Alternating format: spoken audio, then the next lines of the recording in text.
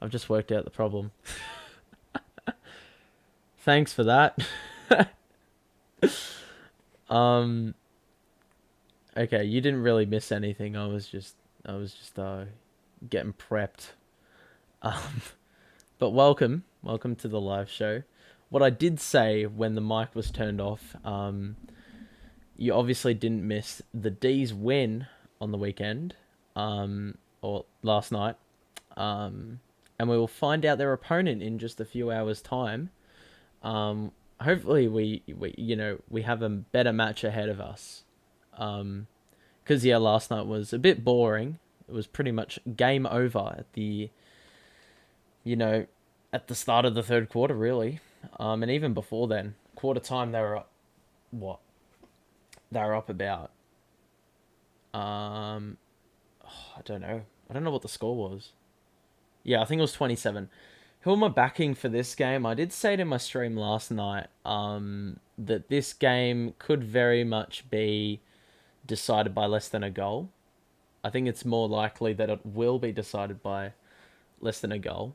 But look, you think that if there's going to be one year that Port Adelaide come out on top, it's going to be this year. So I'm going to predict them to win. I just think they're carrying better form. They've got a lot of confidence. They're at, the Adelaide Oval. Um, so I think there's a lot of factors, swaying their way. Um, yeah, but regardless, I think we've got a great game ahead of us. Um, yeah, but that's my response to that question. If you have any more questions about the game, about the channel, about anything, ask those as well. We've only got 3 viewers, but I mean that's 3 more than we had this time last night. So, welcome to the stream if you just rocked up. Um, but yeah, I mean, put your predictions in the chat. I'd love to hear them because it's it's going to be a very interesting clash. I think a lot of people would have ruled the Bulldogs out to even get past week one of the finals. I think some people backed Essendon and beat the Dogs, as crazy as that sounds. Um, yeah, I think it's going to be a great game though. The Dogs, yeah, they're carrying some good form. They've won every game they needed to win in the in the last couple of weeks. But in saying that, I mean Port, they've won. I mean, when was the last time they lost? Really? Yeah, it's pretty difficult um to recall that actually. I mean, we'll have a look at that, a little bit later. I'm not sure when the KO stream's starting. I'd assume it'd be at about what time? 7:30. Yeah. Um, I'm a Port fan, tipping Port naturally, but after Richmond last year, I'm really worried. And yeah, look, that's a little predicament. That's why I'm saying, surely this is the year, you know, um, because yeah, that loss last year would have scarred you. I think was it a goal? The difference, I think it was close. But look, I'm feeling some very similar vibes for this game. Um, yeah, it's just a matter of who rocks up. We've got some new people in the stream as well. Welcome. You're probably new here. If you're not, that's cool. But if you are new, um, make sure to hang around. We've got the full match reaction right here.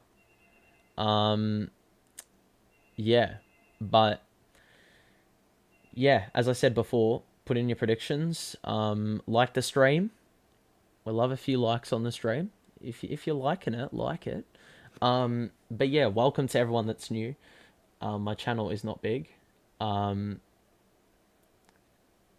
Seeker says only watching because I dropped a bet. What was the bet? Um, but oh, I thought you were only watching the stream. I feel what does that mean? Oh yeah, tips on Port being an Adelaide lad. Yep. Look, I think your bet's safe. I think your bet is well and truly safe. Um, I mean, you can have a bit of confidence. You can have a bit of confidence. Last year, I mean, if you did this with Port Richmond and you tip Port, you're probably in a bit of trouble. Your money's probably in a bit of trouble. But yeah, I think this is going to be, you know, a great game. It's not going to be good for your mental health because, depending on how much money you got on the line, um, yeah. But hopefully your bank account's looking a bit better after the game tonight.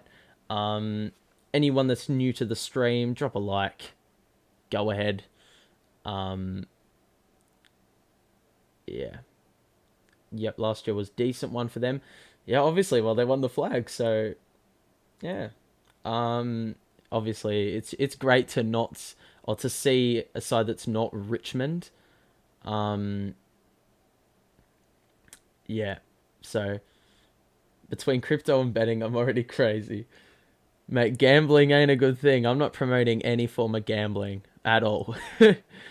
um, yeah, look, I mean, a couple of people I know do it, but I'm not going to be one that's really invested in something like that. I don't want to put money on the line. Just it's not good for my mental health. AFL fantasy does that in for me already. So, yeah, but we have 9 people in the stream, so welcome if you're new.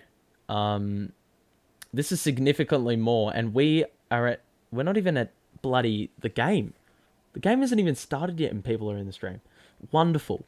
If you're new, drop a like.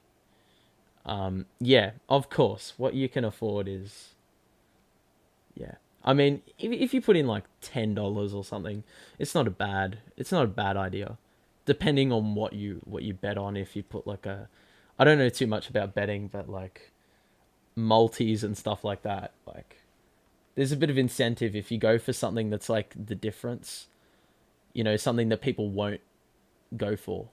Um, but yeah, each to their own, I guess. If you want to bet, go ahead, but I'm not promoting it. I'm not condoning it at all. So, um, but yeah, make sure to put your predictions in the chat. I put slow mode on because we had a toxic boy in the chat last night. But yeah, put your predictions in the chat. We'll discuss a few of them. If you have any bold calls, or anything along those lines, go ahead. Let us know. We'll have a little discussion. I love discussion. That's the main point of this channel. Is what I said to some of the viewers last night. I said the main goal of this. I love to talk to people. I love talking about sports. Why not make a channel about it? So that's what we're planning here. Yeah. So go ahead, type away. I drank a lot of water last night as well. A lot of talking. You got to keep the viewers engaged. So, hope I'm doing that so far. Anyone new to the stream, drop a like on the stream. We will be doing this all night long.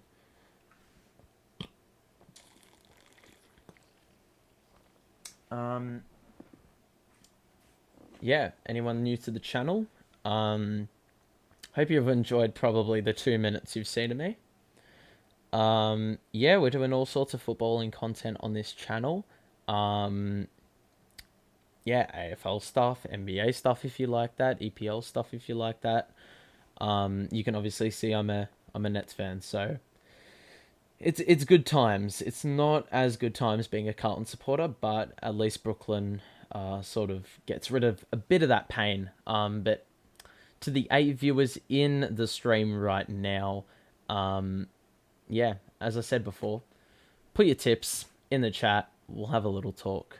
I'm gonna get the stream up right now. As you can see, we're just under 10 minutes out from the first bounce. And yeah, I'm gonna be a bit behind. You're gonna get a bit of a delayed reaction, should I say? Because I don't know, some stream delay for some weird reason. What footy team do I barrack for? I just said that. I just said I go for Carlton. Quite sadly, to be honest. Yeah, it's not a good time at the moment for us. But hopefully we come back next year and make the 8, even if that's 8th. But to be honest, yeah, that's not going to be happening for another 3 years at this rate because we don't really have a functional background at the moment. Just the footy department. We have no coach. We have no CEO. Yeah, it's a bit of a shambles. I'm not going to lie to you. But yeah, anyone new to the chat, hello, welcome to the stream. Yeah, I'm interested to see how many people will get in the stream tonight because I do suspect that a lot of people, and I mean a lot of people, were on Kados's stream last night, and rightfully so because the D's are in the granny, mate. So, yeah, that's nice. Look, I think I'm going to turn off slow mode as well because there's really no point to that. I've just got to figure out how to do it because I did it about 10 minutes ago or something like that. But yeah, any bold calls, go ahead and let me know what your bold calls for tonight are, because I think, we're going to have a good game on our hands, and I'm interested to see what you guys are thinking. In terms of how the game's going to pan out, really. Let me just get this slow mode thing sorted. It's just,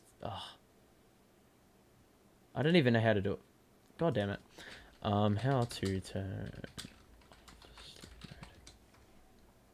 Anyone new to the stream, welcome. Anyone that's left the stream, big sad. Where do I go? Oh, it's in the stream thing. Whoops. Okay.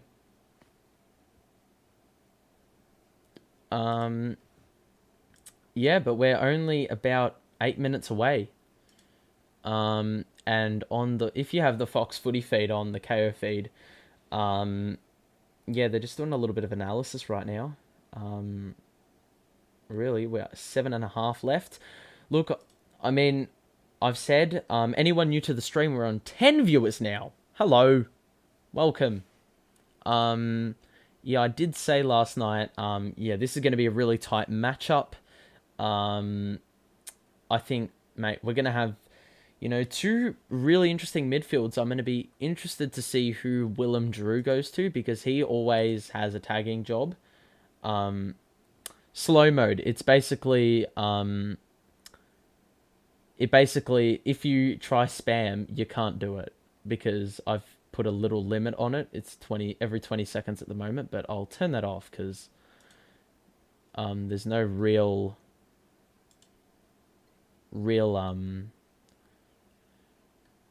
haters or anything like that. Oh, we have 13 people in the chat. Nice, welcome. Anyone new to the stream? Anyone new to the channel? Welcome. Nice to see you. Hope you're having a great day. Yeah, I hope you're pumped for this game. Because I sure am. I'll tell you that much. We'll just put on 5 seconds. There we go. Smash or smash. Hello, welcome. Welcome to the stream. Happy to have you here. Okay, we've got slow mode down to 5 seconds, so you can't spam. But yeah, anyone that's new to the stream, we will be here all night long. I'll be here to answer your questions, live match reaction, everything. If you have thoughts on anything, yeah, let us know. We'll have a little discussion in the chat. We love to see that. If that's not you, that's fine. I will be trying to maintain a bit of engagement. You haven't watched footy in a while. Who's going to win, you reckon? Yeah, as I've said this to the people that have been here for the 10 minutes prior, I have said that the Power are going to win in a very close game. We've got Ollie Wines, Travis Boak on one side. We got, an endless amount of names for the Dogs. We've got the Bont, we've got McRae, we've got Liberatore, we've got Hunter, we've got mate, the list goes on with the Bulldogs, and you add Bailey Smith to the list after having 13 touches or something last week. I don't know if my mic volume's too loud. I should probably pull that away just a little bit. That's probably a bit better. You probably want to put my thing down. But yeah, look, that's my prediction. We've got some great head-to-head matchups tonight. So yeah, I think this is going to be, well, it's going to be more competitive than whatever the hell we got last night, because that was just appalling to watch. We've got the Aboriginal tribute here, like we did last night. And then we're going to get the traditional, never tear us apart. You know the deal. And I said this on the stream. Oh, wow, that was loud. I said this on the stream last night. Just how surreal, it would be to beat the ground. And I mean, I've always wanted to go to an Adelaide Oval game, as well as a Perth game, but it's definitely got to be, I mean, you go to the Adelaide Oval for the Never Tear Us Apart, right? Like, whether you're a neutral, whether you're opposition, whether you're a home fan, just absolutely amazing, the atmosphere, you know what I'm saying? So, here we go. We got the national anthem. Let me just put the volume down a little bit more.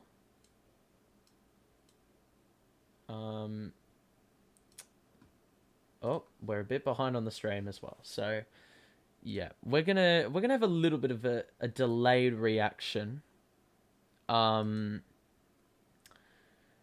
did see an article this afternoon about how Port are apparently 560 games younger or something. That's because they have Bergman, Aaliyah, who else is in the side?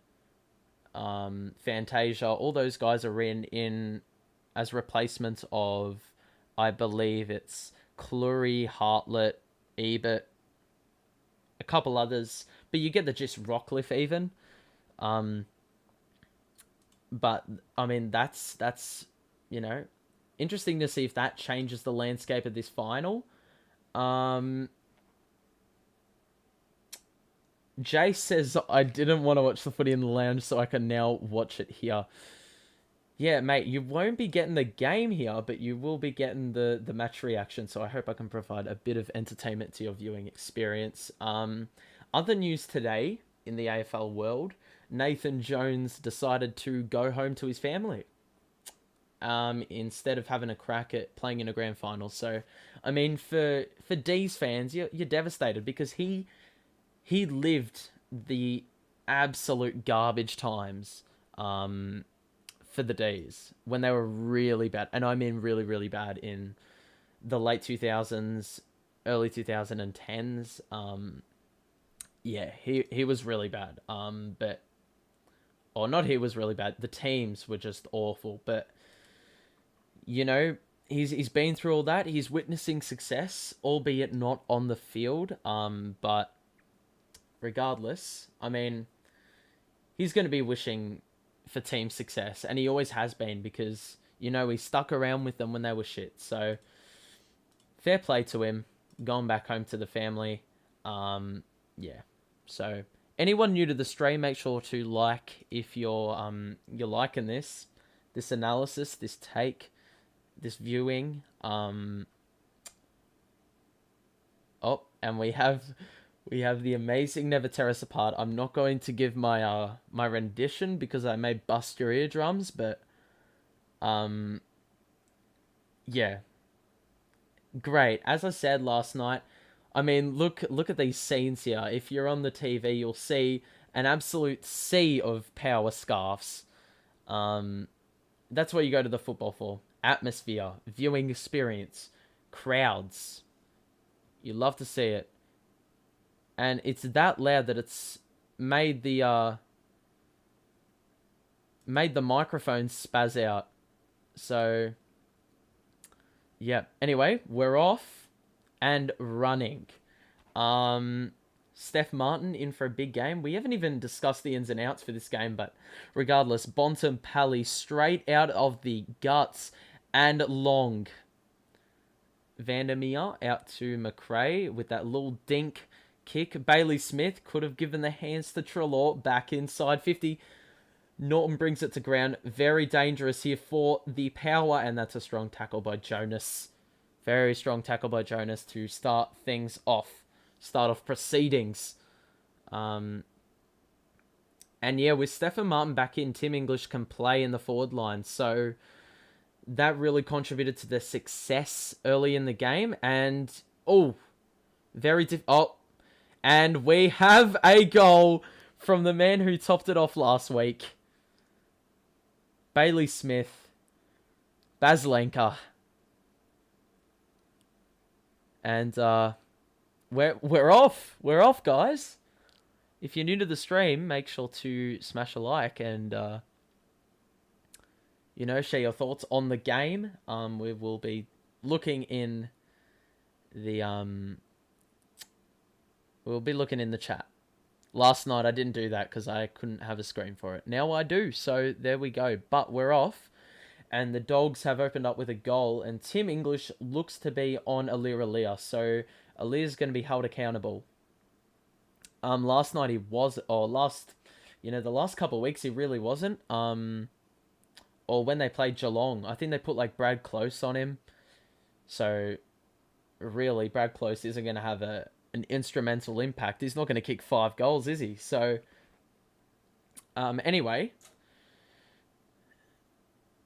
going to be interesting to see the matchups. Libba has gone to Wines, and that usually implies a tag. And he is side by side.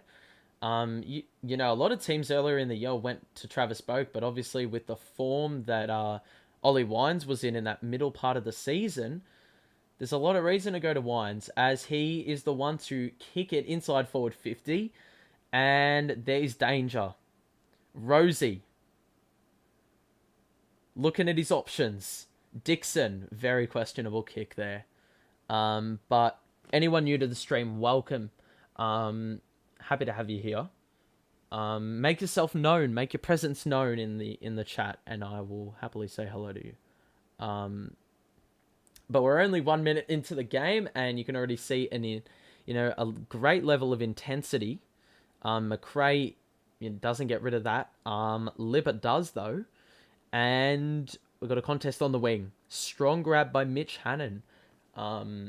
Yeah, he wasn't getting games earlier in the season, but he's found his spot. Surprisingly, he could be playing against his former side in the grand final. He probably didn't expect that. He probably left the D's looking for a better opportunity at winning a flag. But look, there is his team in the grand final, and he could be up against them. But anyway, we go back to the play. Bailey Smith involved in a chain, and Alir probably gave off a shove. Somehow Norton has held that. And yeah, this is a great start for the Dogs. I mean, obviously we saw earlier in the season, I did just say this like 3 minutes ago, but English playing in the forward line really gives them, another option, a lot more danger inside the forward 50, especially without Josh Bruce, and Norton has missed. But yeah, I think their record was really good with him in the team, in the forward line, sorry. So look, I think the odds will be a bit better for the Dogs, given that's the situation. Anyway, we've got a little bit of a contest just outside the Dogs forward 50. Bont and Pally fumbles it. Treloar loves a good kick from the boundary. He centered that one, and Vandermeer has taken it over Houston. And the Power look a bit rattled. I'm not gonna lie, they look a bit rattled to start things off. Yeah, look, I mean, Ken Hinckley's not going to be happy with this start, is he? And they've got it. Great start, and AFL.com.au put out an article for the two players that have kicked the Dogs' first two goals, Vandermeer and Bailey Smith. They go back years. So if you want to read that article, you can on the AFL website. I'm not sponsored by them, but you can do that. But we're only 3 minutes into the game, and the Dogs have had all the play, really. Very strong start, you know. Seeker, his bet's not looking great after 3 minutes of game time. Don't panic yet, mate. But hopefully this isn't going to be the what happens pretty much for the course of the night. I mean, the good thing, if the Power are looking a bit lethargic to start off proceedings, which they are, they've got the crowd behind them to rev them up. You know what I'm saying? Willem Drew, he's gone to Bontempelli. So, yeah, of course, for the fun. But we've got a little contest in the middle. Looks to be, you know, red hot, nice and early. The Heat, Anthony Scott is the medi sub. I'm gonna be interested to see the role that sorry, let me rephrase that. Cody Waitman, losing him, who's gonna take up that role? I think that's going to be really intriguing to see. Caleb Daniel with the football going inside the forward 50 to Stefan Martin. Lysette's going to have a bit of work to do with both of those ruckmen. I don't know how good Steph Martin is going to be right off the jump. Because he's obviously hasn't played footy for quite a while. Bontempelli, you almost back him in from there. Oh my goodness. Norton is looking very, very dangerous very early on. And we've already got a bit of niggle, guys. A bit of niggle. Yeah, I don't think Port Adelaide are liking this start. And as a Port Adelaide supporter, you're not liking it either. They're looking a bit shocked at the moment. And Port Adelaide's defence is looking very vulnerable. Hunter has joined the chat. Welcome to the stream as Aaron Norton kicks his goal. It wasn't his second goal. He's at 2 scoring shots, and one of those have been goals, but both set shots have been from both from set shots, but both from contested marking situations. So that is going to be a very big worry early on. But yeah, anyone new to the stream, welcome to the stream. Hope you can hang around for as long as you want, really. We'll be here all night. We're not going anywhere. But thanks to all the people that have tuned in so far. Yeah, this is a start that I think no one expected. This is very similar to the D's Geelong clash last night. 5-1, the D's. I thought this was going to be a much closer start. It's very clear that the Dogs have just dominated territory, dominated possession, dominated everything. But it looks like Travis Boak is going to help fix that cause or fix that problem as he gets this clearance and back inside the forward 50. It looks like Dixon's on Ryan Gardner, so that's a big matchup for him. He doesn't have a lot of AFL experience. Bailey Smith once again involved in that. And Burn Jones out to Houston. And it looks like... Oh, they're under the pump very early on. Dixon. Oh, very nice grab from Gardner out in front. That's what you want to see. I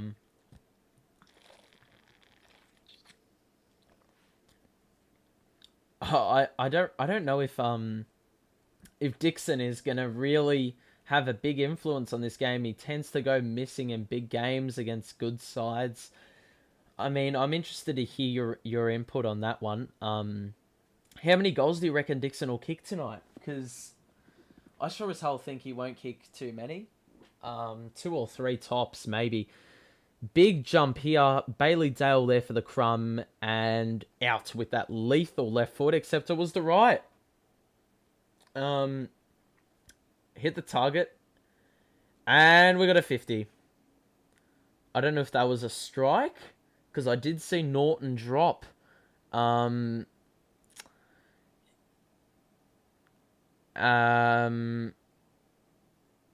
yep, there it is. That is what the free kick was for. We've got Hunter with it on the side. He's seen the open side, and Mitch Hannon is by himself and gets up with the leap. I mean, that's a great switch. That is a wonderful switch. Beautiful switch. Great thinking. So Mitch Hannon has the footy. Yeah, this is a brilliant start for the Dogs. I mean, you couldn't really expect it. 66 games, 66 goals, 6 finals games. And he lines up and converts. Oh my. Whoo! Well, guys, I don't think we saw this one coming. Not at all. Yeah, this is not great. This is not ideal. They've got to sort this one out, because right now they're just, you know, they look so solid a couple of weeks ago. Conceded only 5 goals in the match, and they've conceded 4 in less than a quarter of footy. Not even a half of a quarter.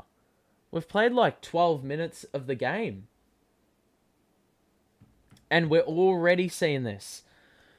I mean, Taylor, at the moment, the Bulldogs, they're well equipped to win this game. I mean, yeah, I reckon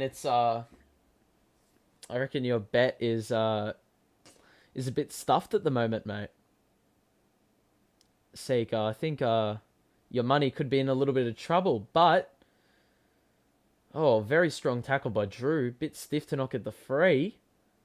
I don't know if that was a legal possession. He's just dropped the ball, so I don't know where the correct disposal is. But Bailey Smith involved again. We're up. In dangerous territory, Shaki had a very good game last week. He's involved in that contest again. Anyone new to the stream, welcome. Make sure to like it. If you're enjoying the stream, if you want to hang around for quite a while, ask your questions, anything along those lines. We got it, but the Dogs are dominating possession at the moment in, all facets of the game. It's the Bulldogs. They've just got to get their hands on their footy and get a bit of territory. Caleb Daniel making sure that doesn't happen. Great tackle by Hannon. And that has to be holding the ball. Yep. Thank you. Thank you. And they're moving it along, which is what they've got to do. Nice and early in the game. They've got to register a score. Charlie Dixon is shut down by Zane Cordy. Dwayne Russell would be proud of me for using that. And it looks like they're going to do a little switch-aroo here to the outer side. Bailey Dale says, nope, we're going down the middle, and that's going to work too. They got a lot of space to work with. Johannesson, oh no. Aaliyah playing in front, that's what you want.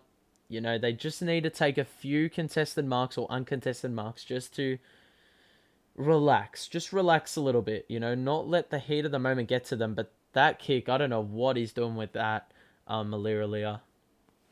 English has the footy in his hands. Could have given the hands off to Bailey Dale. Doesn't matter. He kicks it to Bailey Dale, who's just found a little pocket of space. And we're going back inside the forward 50, guys. Never mind. Wonderful smother by Dersma, but they mop it up. It's back in. It's up. And the Bonts. Whoo!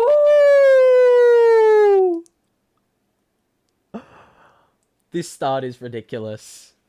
I'm sorry. What did the Dogs put in their cereal this morning? This is ridiculous. I mean, am I mistaken? Did they concede only 5 goals in the Geelong game. Am I tripping? I've got no idea. Because I swear to God, this is a very embarrassing start. This is a really... They conceded 5 goals, 13.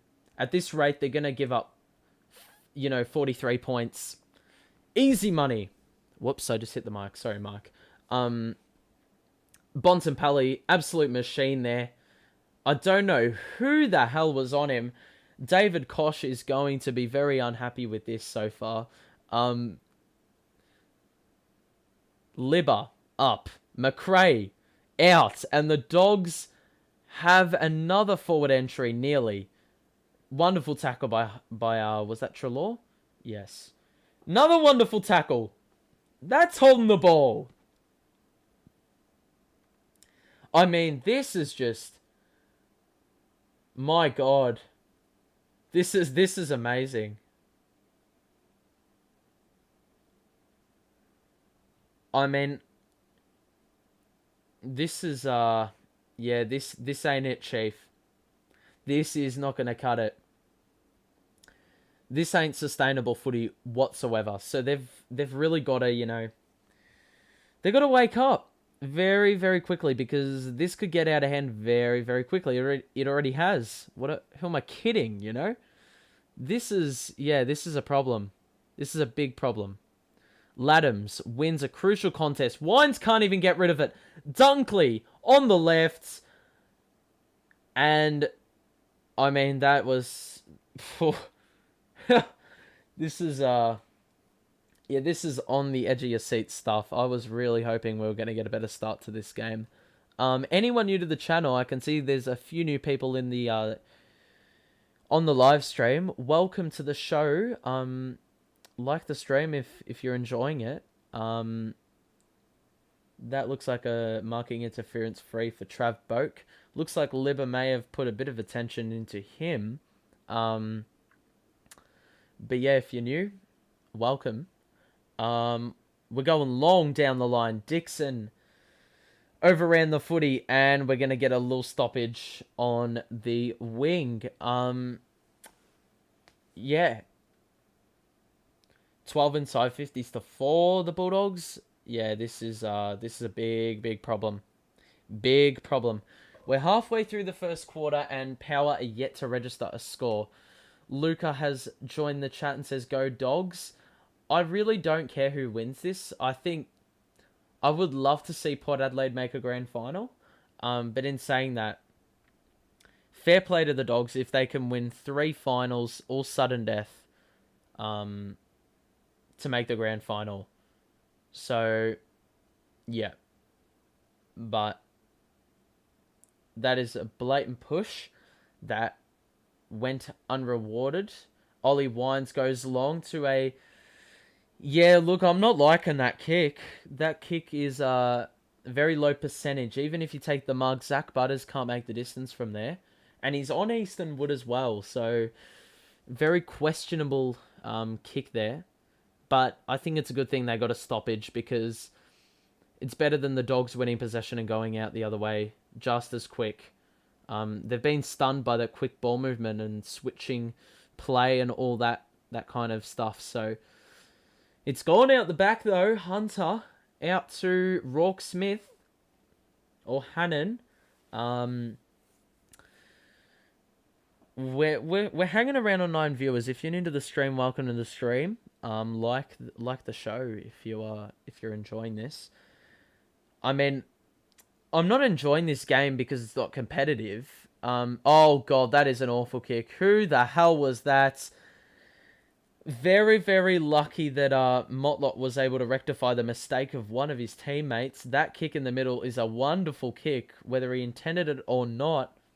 Looks like there was a bit of movement. The crowd isn't liking it. Thought they should have gotten 50. They're out on the break, though. I don't know if that's the kick. Rosie has failed to keep that in. And that is frustrating. That's very frustrating if you're a Port fan. You're not liking that. But, yeah, very strong work by Jure there. The Richer was has pointed that one out for me. Oh, Ladham's bit too low for him to pick that one up. And he just decides to hack it off the ground because he couldn't be arsed going down. And they will settle for that. They'll settle for anything at this point because they've really struggled. Obviously, they've struggled. They're on 0 points. They've conceded 32. It's a big issue. But here we go. From the ruck contest, Wines has finally seen Port Adelaide score their first goal of the game.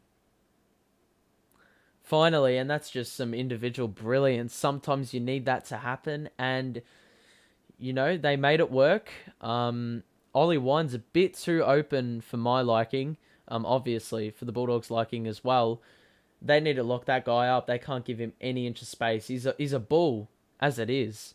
So if you give him an inch of space, he's obviously just going to be able to feast.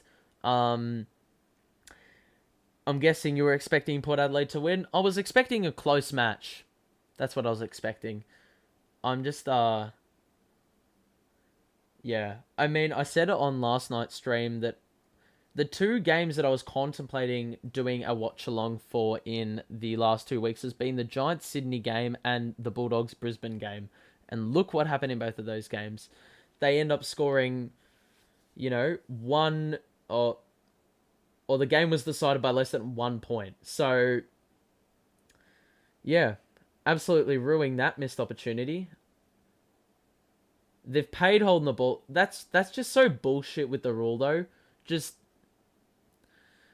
I mean, you got to be consistent, so they'll play those all night. They've got a little bit of possession, which is really good. Wines just wants to go direct. That's the way to go. And Ladham's, very close. Dersma probably high. Gray just goes straight into traffic. Don't know how we dispose of that. This is pressure.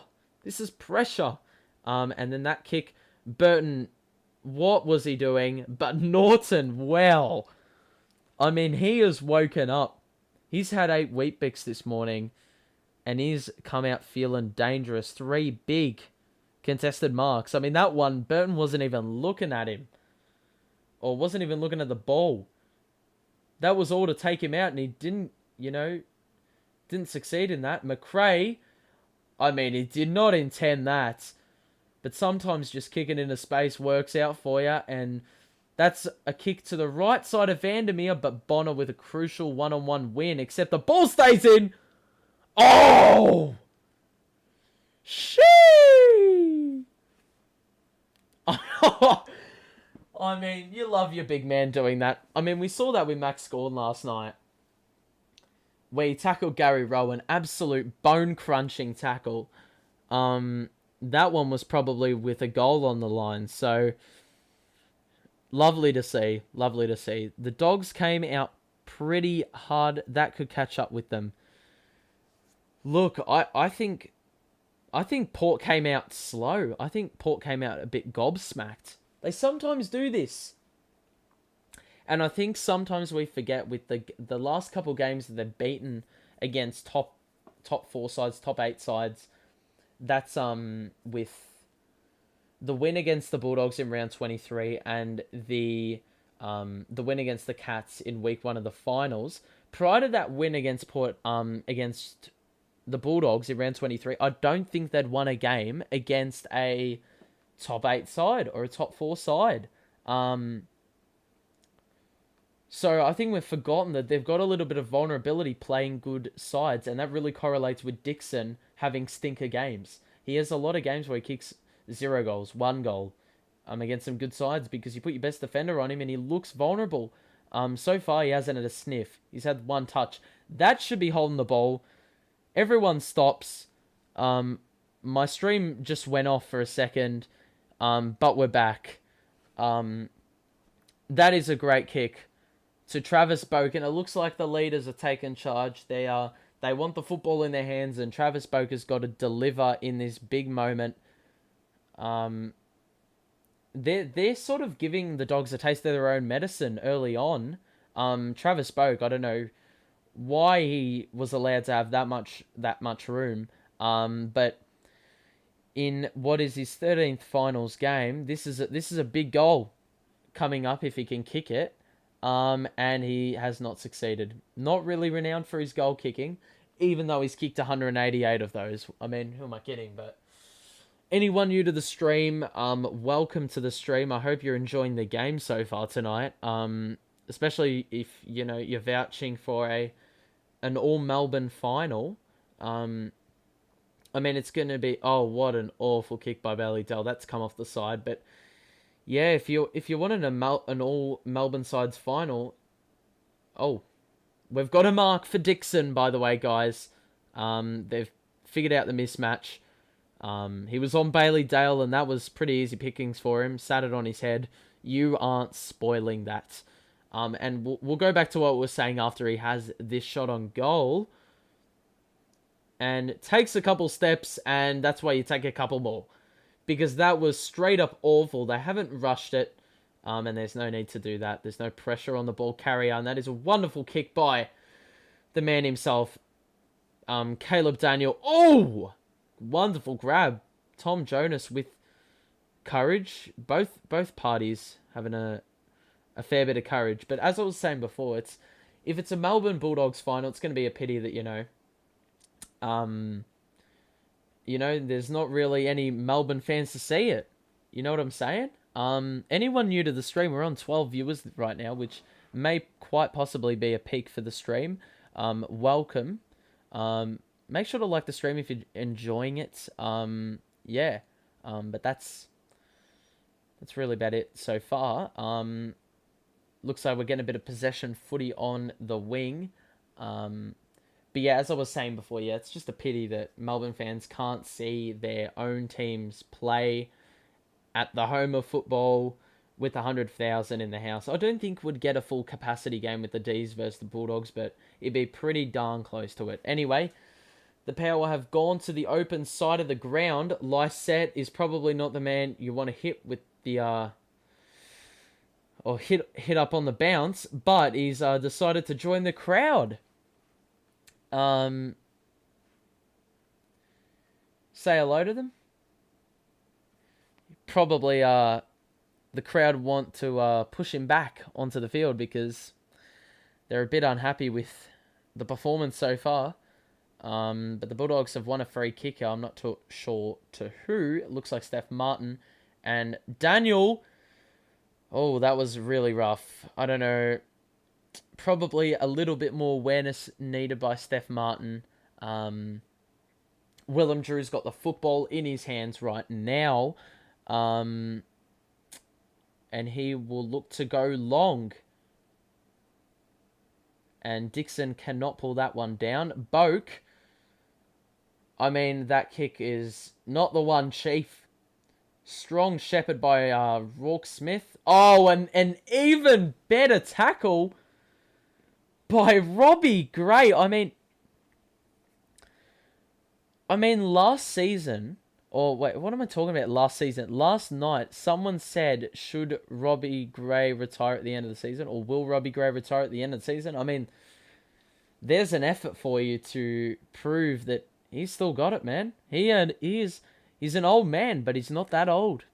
But we've got 2 minutes left, and they've got some experience on this list, and Robbie Gray is one of those players needs to convert, and he doesn't do it. Doesn't even convert a score. I mean, that's poor stuff. That is some poor stuff.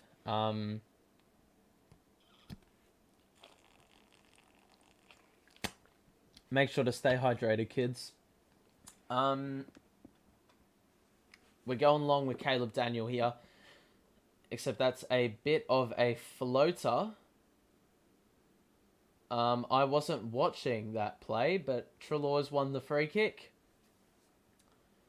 Treloar's currently got the ball in his hands, and he won't be looking to do anything risky at this stage of the first quarter.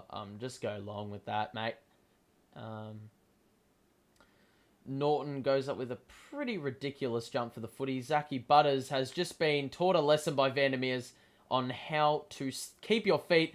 Bailey Smith has 2 in the first quarter. My goodness. And they're pretty much the exact same identical goal. But, I mean, that was a crucial one-on-one by Louis Vandermeer over Zach Butters. You've just got to keep your feet on that. And I think that's one of the big disadvantages with Zach Butters. His size, he doesn't have the biggest frame. He's got a lot of courage, a lot of heart, but he just got knocked down too easily in that one-on-one contest. And I think that's been the story of the first quarter, really. Dogs, yeah, just winning big one-on-ones in crucial areas. And here's an example. As I said, Louis Vandermeer teaching Zach Butters a lesson on how to keep your feet, and Bailey Smith will top it off, reward Vandermeer for his efforts. And as you can see by this Port fan, yeah, they're a bit shell-shocked. 5-goal deficit in the first quarter. I mean, this is a long, long way back. A long way back. They've nearly conceded what they conceded all game 2 weeks ago. And this is one of the disadvantages of having a week off. Sometimes you come out a bit lethargic. You know, you still need to adjust. You haven't played footy for 2 weeks. Sort of serves as the bye, because it technically is. Whereas the Dogs, they've just played footy week after week and carrying some good form over from, you know, the last couple of weeks prior. You know, they're going to be coming into this with confidence. But look, yeah, we won't see too much more for this quarter unless they've got a little bit of space here. They've sort of stopped the ball movement though. I mean, Liberatore's obviously heard something from the bench, and if Duray can be creative, oh my goodness. Oh my goodness, this is a disaster. 7-1 in a quarter of footy. Oh, you are worried. You are very worried. I mean, this is just 7 goals. I mean, honestly, it could have been more. But this, yeah. Once again, the ball hits the ground. There is no one manning these guys. You should not have 2 players sitting goal side by themselves. Simple as that. Port Adelaide, they have been exposed defensively this first quarter. Not good at all. At all. So it looks like, well, obviously we're going to be going into the break, seeing Port Adelaide have to deal with a 37-point deficit for the final 3 quarters. It's pretty much yesterday's game. And Port Adelaide supporters rightfully can boo. They can boo after that, because that was a pretty pathetic opening to a very big match. Bailey Smith, 2 goals. You love to see it from him, but you're not loving it as a Port fan, are you? So, look, any of you that are, you know, want to take a little bit of a break, you know, it's been an interesting first quarter. If you want to go grab something to eat, have a little sip of water, stay hydrated, and come back, go ahead. I've just realized that my scoreboard has not updated, which is wonderful, on the stream. I don't know why none of yous didn't let me know. Damn it. I mean, that's far from the absolute mare we had earlier on.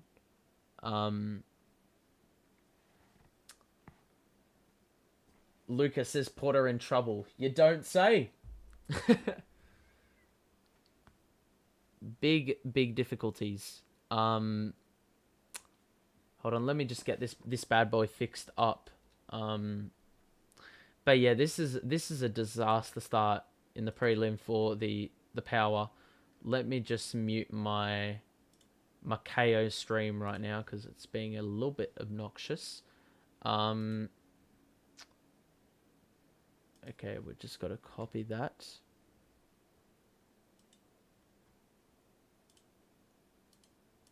and then go to...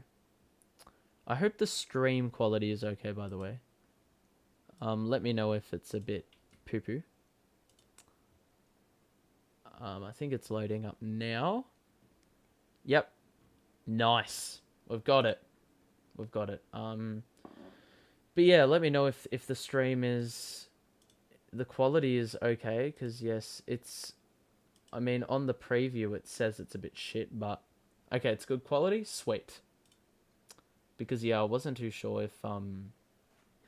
It's a bit misleading with what I can see, because it's just preview and it goes up to 360p. So I'm happy that the stream quality is fine for you. Anyone new to the stream, hope you're enjoying the stream. Make sure to like the stream, share your comments or your thoughts on the game. Seeker says, yeah, rough as for Port. 100%. But they've sort of done it to themselves, which is, yeah, it's their own fault. It's their own fault. Sorry. Yeah. They've only got themselves to blame, because a lot of their goals, they just haven't had the grit that you need to win finals. Yeah. So yeah. Yeah. But if you have any other thoughts about the game, make sure to drop them in the chat, and I will happily talk about them. We've had a few people liking the stream, so thanks for those people that have liked the stream.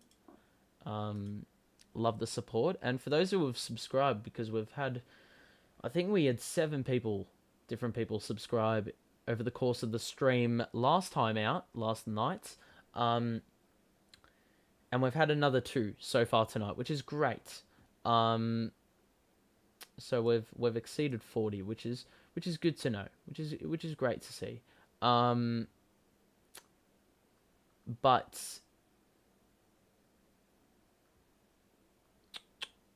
let me just have a look here. But yeah, thanks for all the support over the last couple nights. Obviously, some of you didn't know me before last night, so very happy to have you all here for the ride. Yeah, it's great. It's good fun. Happy you're enjoying it. The stream is ranking as well, which is really good. So a lot of new people are at the stream. So welcome if you're new. And if you want to drop a like on the stream, go ahead. We love the support. But in saying that, get a feel for what I'm doing first, and then you can do that. But anyone new to the stream, introduce yourselves and have a little chat with me. I will talk to you. I will not ignore you. I am looking at the chat actively. It looks like the second quarter will be getting underway very soon. As mentioned, the Power are shell-shocked. Where's my water gone? It's up here. The Power are absolutely shell-shocked. They've lost everything. Ground balls in the forward line. Very similar to the D's Geelong game last night. The D's were, significantly better at ground level in the forward line, and the Cats couldn't deal with it. So the Dogs are, giving the Power a bit of a taste of their own medicine. So yeah. New and hello.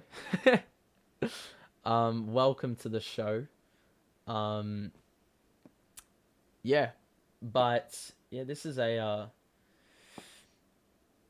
very poor start for the Power, as we've said about 15,000 times already. 23 contested for the game already, plus 23 in contested possessions. That's absolutely ridiculous. Yeah, a lot of these goals I'm seeing on the highlight reel is just simply all on the ground. Snaps, I think they've had about 4 of those to kick goals. But yeah, 7 goals is just significant. Very significant. Second quarter about to get underway here. I'm about 17 seconds behind, which sucks that is the case. But regardless, we're off. And Port Adelaide are off and running as the umpire pays a free kick. And Dixon is going to get... It's a power free kick.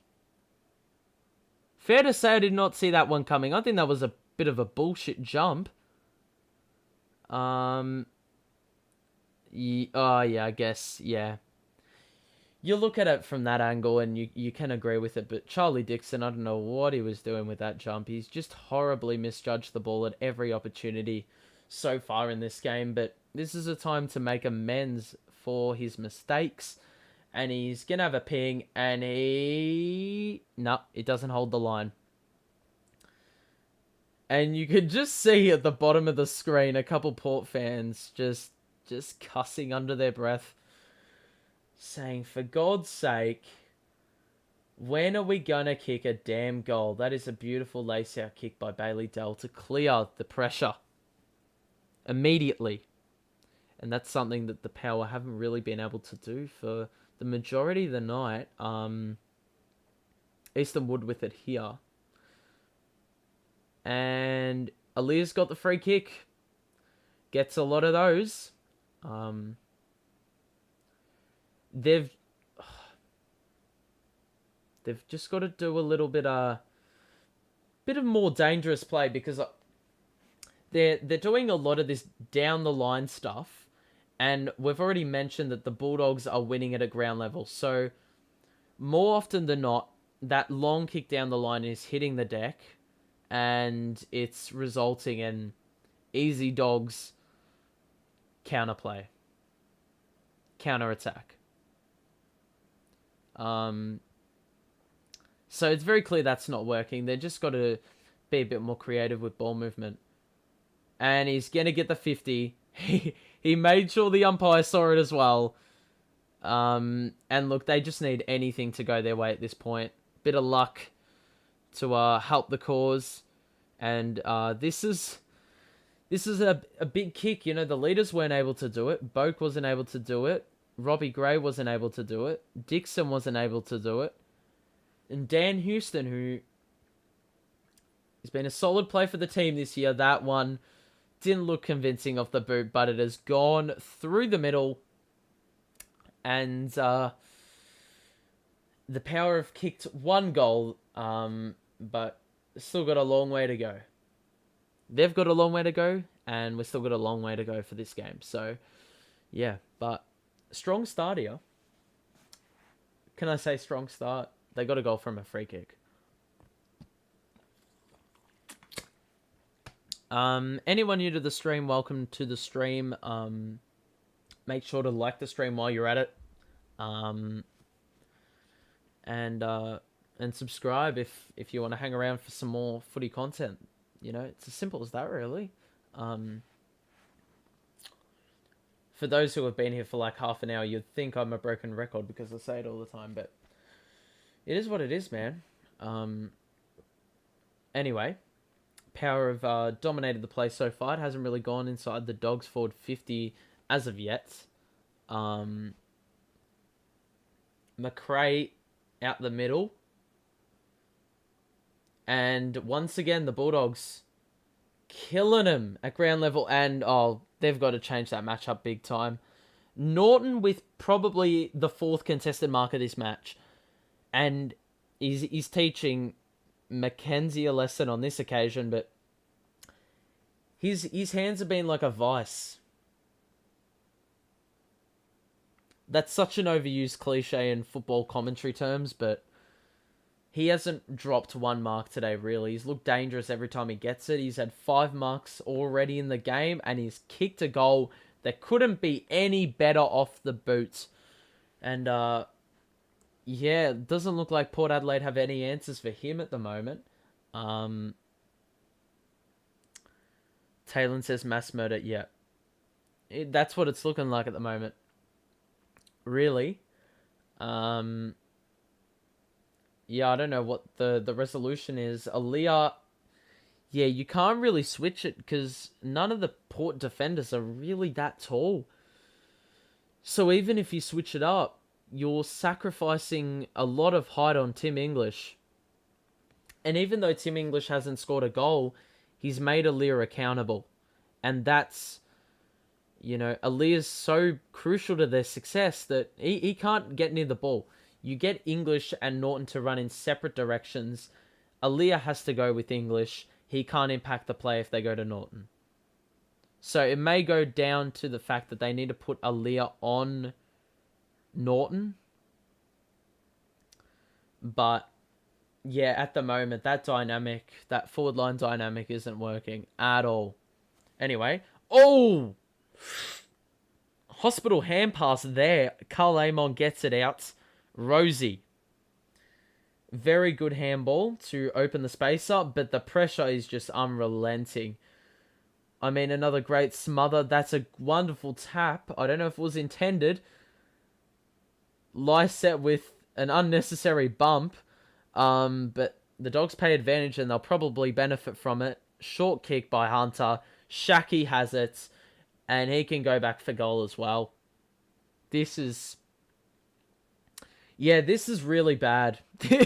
This is really bad.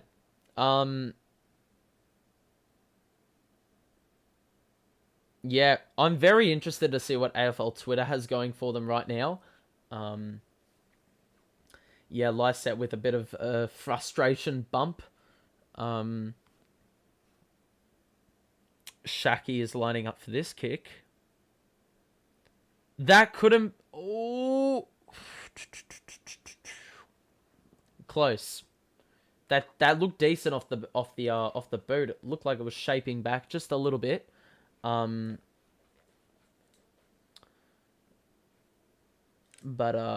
yeah. I mean, Port let off the hook once again.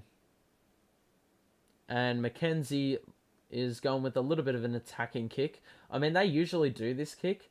They kick it sort of on the point of the square. And I mean, how was Shaki being allowed to take that mark? I'm not sure that was intended, but you kick it in the space and you give your opportunity for the Dogs or for any forward to lead into that space. And as long as it's to their advantage, they will capitalize on it. They're an AFL footballer. Why did I say that in a posh accent?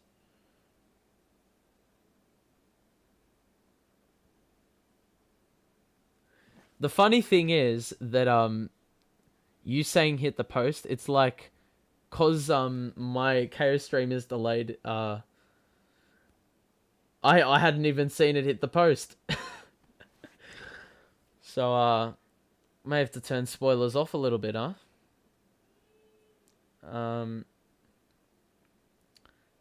Dunkley back inside 50. This is just... I mean, the Power defenders can't take a break.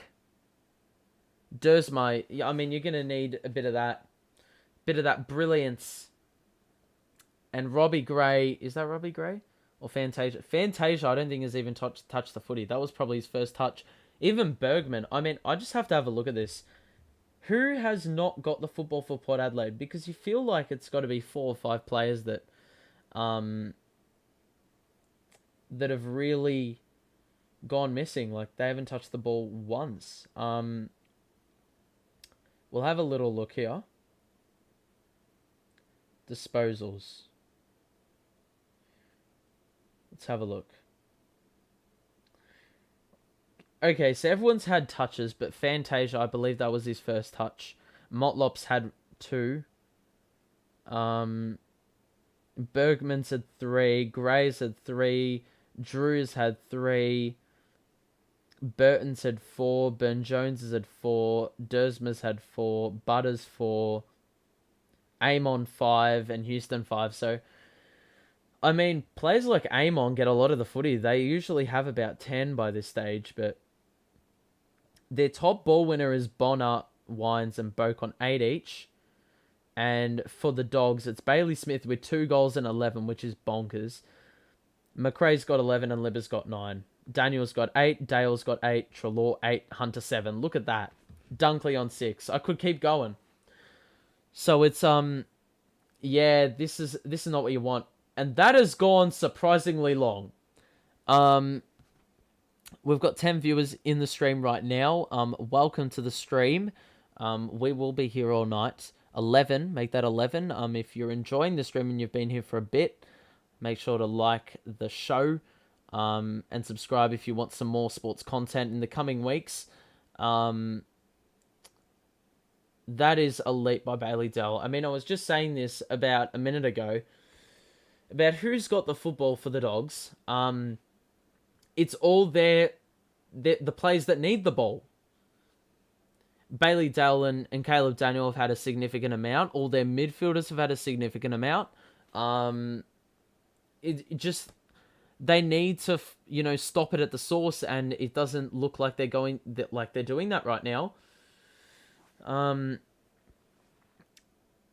They're just getting too much footy and being able to be too damaging with it. It's about shutting that down, but when you're not getting a lot of footy yourself, it just spells danger. And here's Dersma now, and this is something you need. That's a very interesting throwaway handball, and that is a very strong tackle, but you can't help but think what could have been. They could have been off there, and just a bit of a rushed hand pass by Dersma. So not ideal at all. And Wines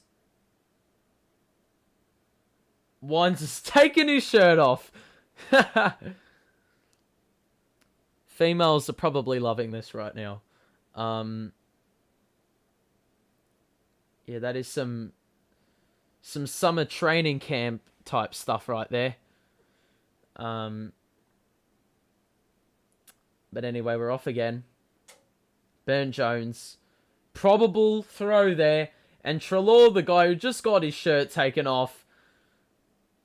And it is a behind. Taylor, if you have your personal preference, then go ahead. I'm not judging. Riley Bonner down the middle. McRae again with the football. Back inside 50. I swear we've been down here for the last 10 minutes. Johannesson, goal. And make that 9. 9 goals for the Dogs. 46 points. 46. Is this the regular season or is this finals?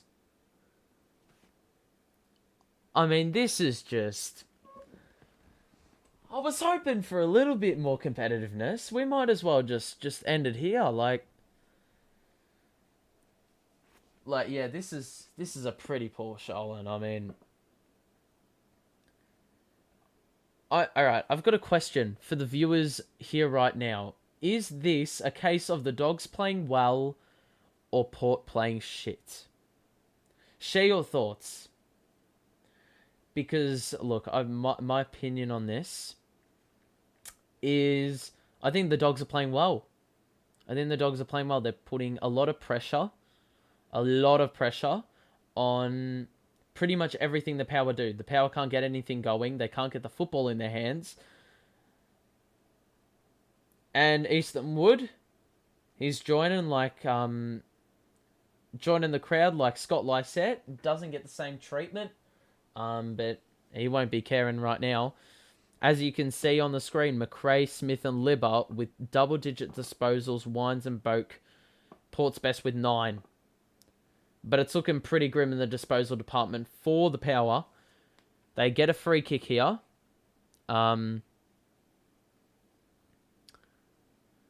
Luca says both, and yeah.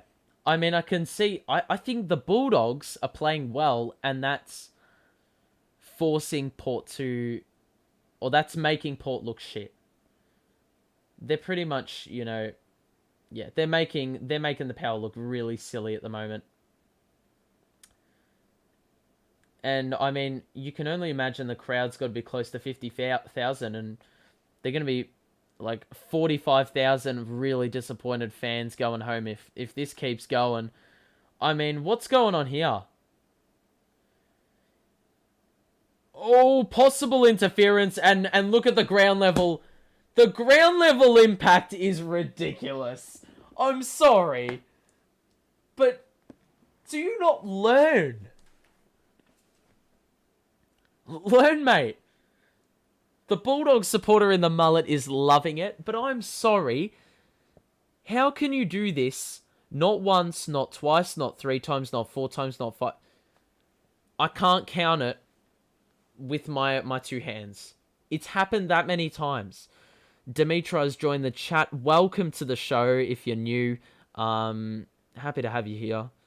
Ask your questions. Ask your questions in the chat if you got any. About the game, about anything. But yeah, this is I mean, it was a 2-on-1 in that marking contest, and Shaki has managed to even it out. Then they've won the ground ball again, and Mitch Hannon has probably kicked. I think he's kicked 3 goals, but I think he's kicked all 3 of them from inside 15 meters out. They're making the Power look like absolute fools.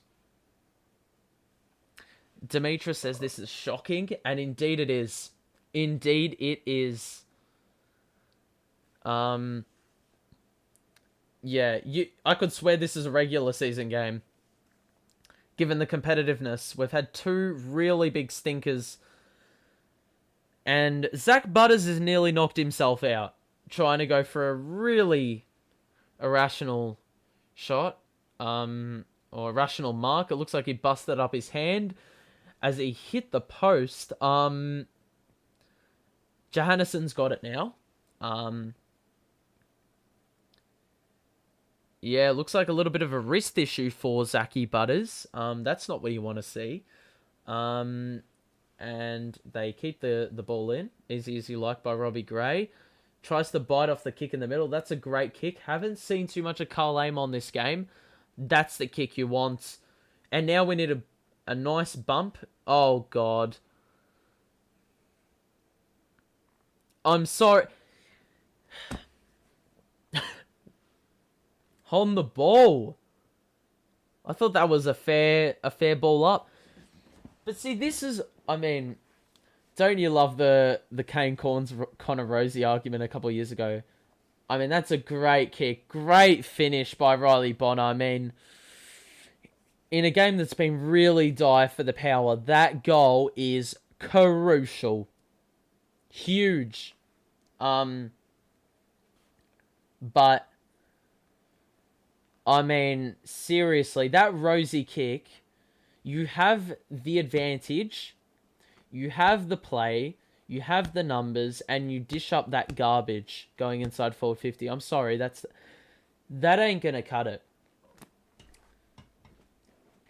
Rosie's better than Walsh, my ass. Kane Corns. I mean, it's an old argument, but I mean, Bailey Smith haters from last week will probably be very quiet this week.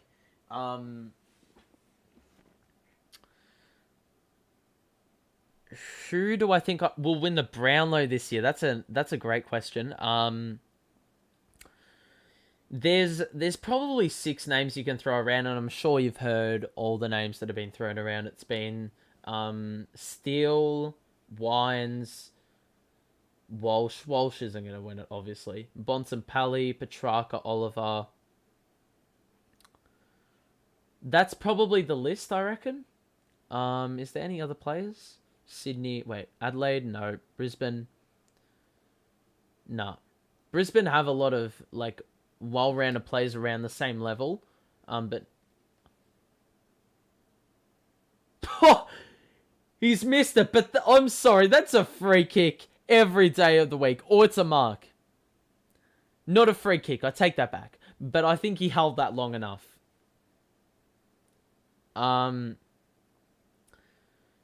Yeah, but I think there's probably 6 or 7 names you can throw around. Carlton, yeah, Walsh, probably.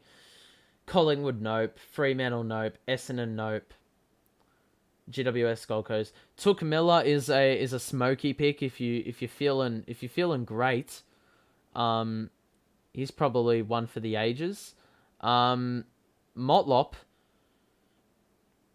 that stayed in, and Motlop, You know, you got to play to the whistle, and he did not do that. And luckily for them, it did not cost them the other way. But you gotta watch the football, mate. Watch it.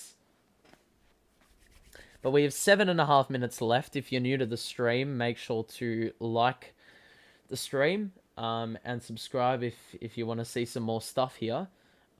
Sports content related. I want to do some trade period stuff, I said last night. And some draft stuff as well, so that'll be nice. You can't ping him. I mean, how do you pay insufficient intent, right? He's kicked the ball along the boundary and gained 30 meters, right? So how is he trying to get it out of bounds? How is he trying to not keep it in when he's done everything to keep it in? I don't understand. There's some things that are blatant, but that is just... How do you ping that? How do you ping him for that? That's a push in the back. Slash a block. Yeah, Steph Martin looks to be labouring a little bit. Yeah, that stuff I don't understand. Share your thoughts on that umpiring decision, that deliberate, or that insufficient intent. It's not called deliberate anymore. What's deliberate? But anyone new to the stream, welcome to the stream. We're going flat out. We'll be doing a little post game as well after this. Maybe having a little bit of a look at AFL Twitter after the game. But yeah.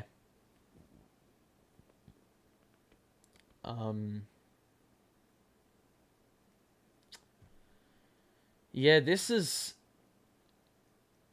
gonna be interesting. This is gonna be really interesting. To see if we got a Port fight back incoming or the other way. And nothing.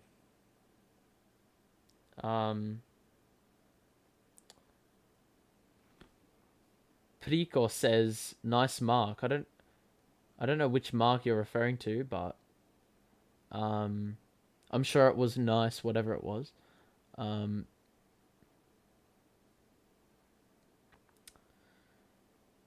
Port Adelaide have it on the wing right now.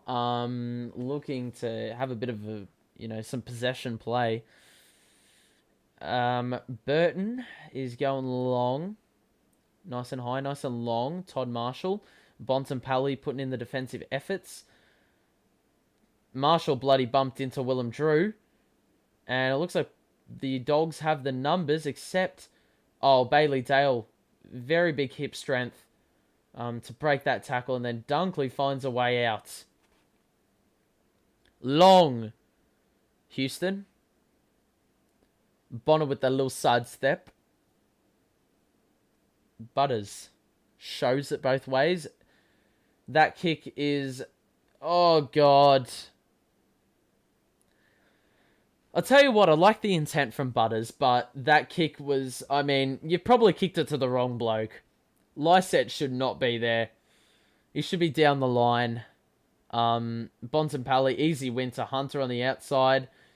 And that is a beautiful kick. You could just see it off the boot. You knew exactly what he was doing. And I mean, as crazy as this sounds, Hannon is going for his 4th goal. What are you watching it on? I'm watching it on KO, so I'm hella behind.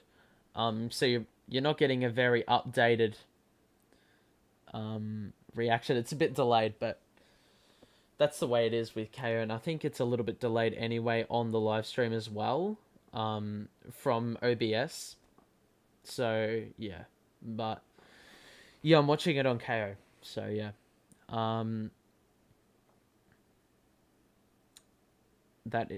that's Flo's question, by the way. 68-21. And boy, is this going to be very, very difficult to fight back from. And we've got a 50-meter penalty here. Carl Amon's just got to take off. He's probably going to try take the 50. He's probably going to want the 50. I don't know why Lysette did that, because he probably could have gotten the 50.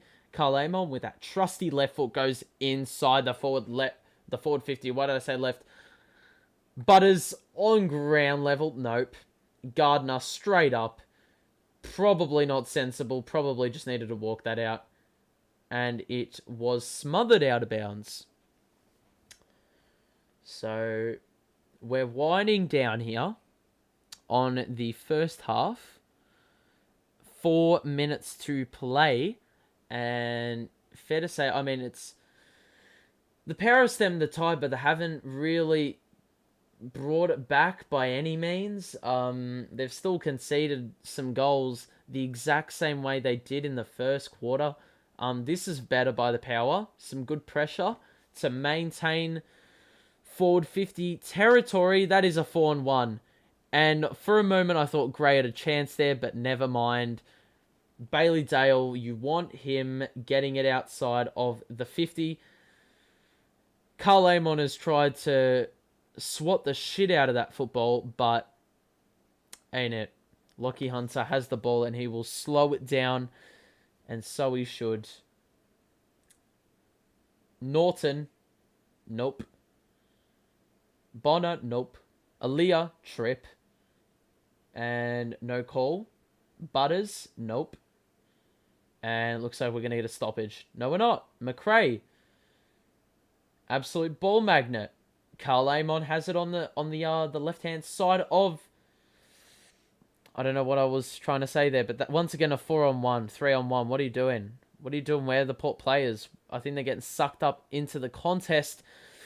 It's not what you want either. That's not what you want. Anyone new to the stream, make sure to like the stream and share your thoughts in the chat about the game, about the channel, about the stream, about anything. Hope you're enjoying it. Hope you're enjoying your evening. Hope you're enjoying the game. All that jazz. As we see the Bulldogs with the ball on the outer side. They will not be looking to do anything stupid at this point in time. They've got a very nice 8-goal lead going into the half. If you're a Bulldog supporter, you're loving this. And now they've got a lot of space on the outer side. The big man, Tim English, is going for a run, and he can do that if he wants to do it. Laddam's very nice with the shutdown job there. It looks like the Power are putting numbers back because they don't want to concede, but they haven't been able to even any contest out, and that is a great kick. Once again, ground level.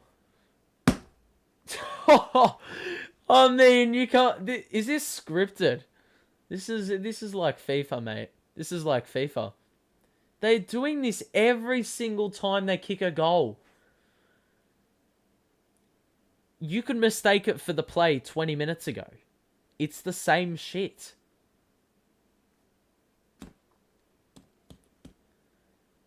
Yeah, mate. Scratch your head, because I'd be scratching my head too if I was a Port supporter. What the hell has your team served up? This is a big game. This isn't some regular season Salad Dweller clash. This is the prelim to make the grand final. Last season, you know what happened. You lost by a goal to the eventual premiers, and you're serving this shit up this week. This isn't repeating the dose. This is way, way worse. And I know I'm speaking the obvious, but I'm going to say it anyway. Like, we're on the outer side now. Robbie Gray's got the footy.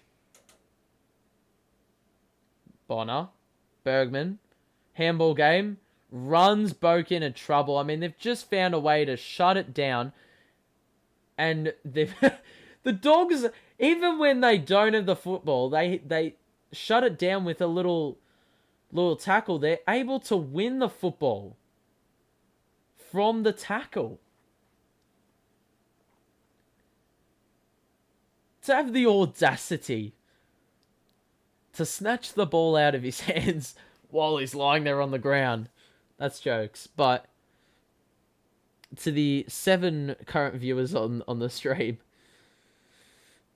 mate, you can hear the disappointment in my voice.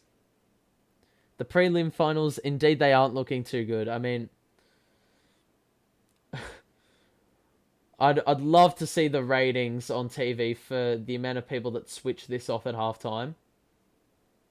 I mean, in terms of Victoria ratings, you're probably loving it because you want a Victorian grand final. But oh my god, woo! I'm sorry, those are so satisfying. The Bontempelli kick from the boundary where he does the little ball rotation before he goes off to kick that goal. Um, and just hits it sweetly every single time. And I mean, I don't have the angle on it, but I can guarantee you that was going straight through the middle.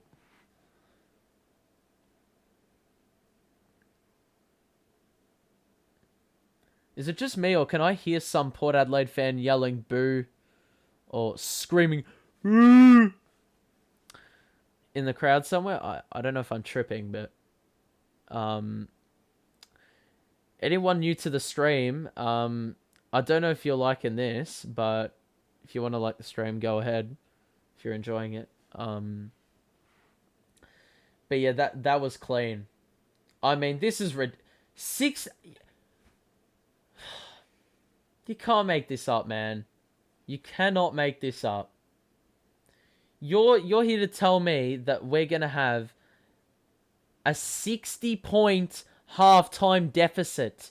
Are you taking the piss? In a prelim final. I'm sorry. Words cannot describe my disbelief. I mean, that's just great composure. Please do not play on Orazio. Whoo! Thank God. He's got the siren, so he has to go back. Brooke has said Port Adelaide's going to win. Trust me. Mate, I reckon that Port Adelaide will win this too. I can see a 13 goal in a row come back on the cards. Port Adelaide versus Carlton all over again. 19 goals in a row. I'm telling you it's going to happen. Yeah, sorry, I'm just giving myself false hope. Look at all the Bulldogs flags, and he's missed it. The choker.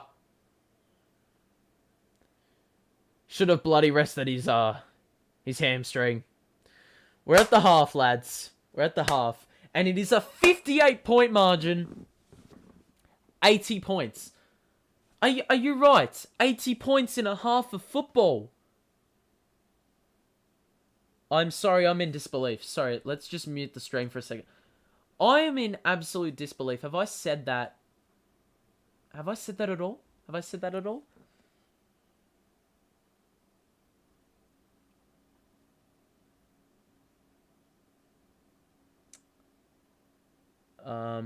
Lucas says very, very low chance for prelims. You don't say. I mean, this is ridiculous. We've had some good games in this final series. Don't get me wrong, but this week has stunk it up. If you watch EPL, the soccer, they use a term. They stunk up the gaff. I think that's what the thing is. Don't quote me on that, but they stunk this up. They have stunk the whole game. Brooke says Port Adelaide at the prime. I said this before. I don't think we remember that this team couldn't beat a top 4 side or a top 8 side for their life. Like, I mean, hold on. Let's go into the fixture right now. Let's just take a little look. A little look at every game Port has played this year. And let's see who they did or who they lost to. They lose to the Eagles. They lose to Brisbane. They lose to the Bulldogs. They lose to Geelong. They lose to Melbourne. They lose to... Who else?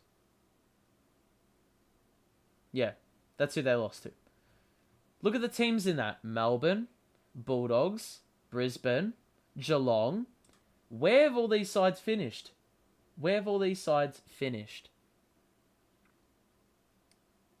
Up there. Up top. Dahlia says Port Pretenders. Yep, 100%. I mean, this game is pretty much over. Really, what else can you say? What do you do as a Port supporter if you're at the ground at halftime? Do you do you go like, I'm just piss off? You do not deserve my attention, so I'm going home and I'm going to bed and I'm crying myself to sleep. Or do you hang around and see yourself humiliated some more? Or do you hang around and see yourself or see a team come back?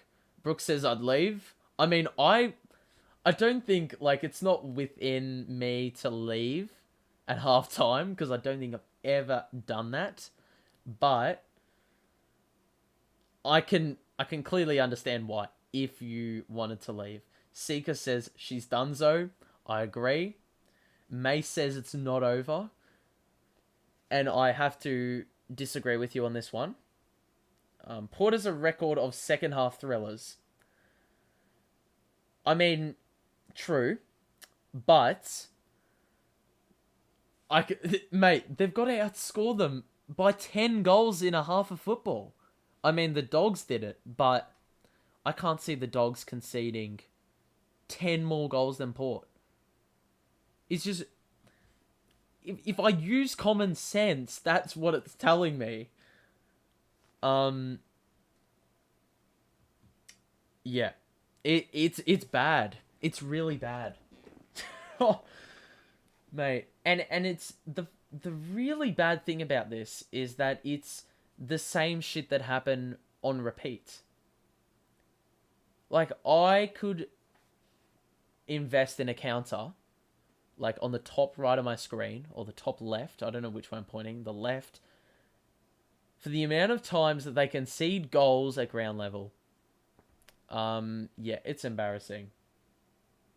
The Dogs are snappy on the ball when it's stumbling around, and Port let it happen.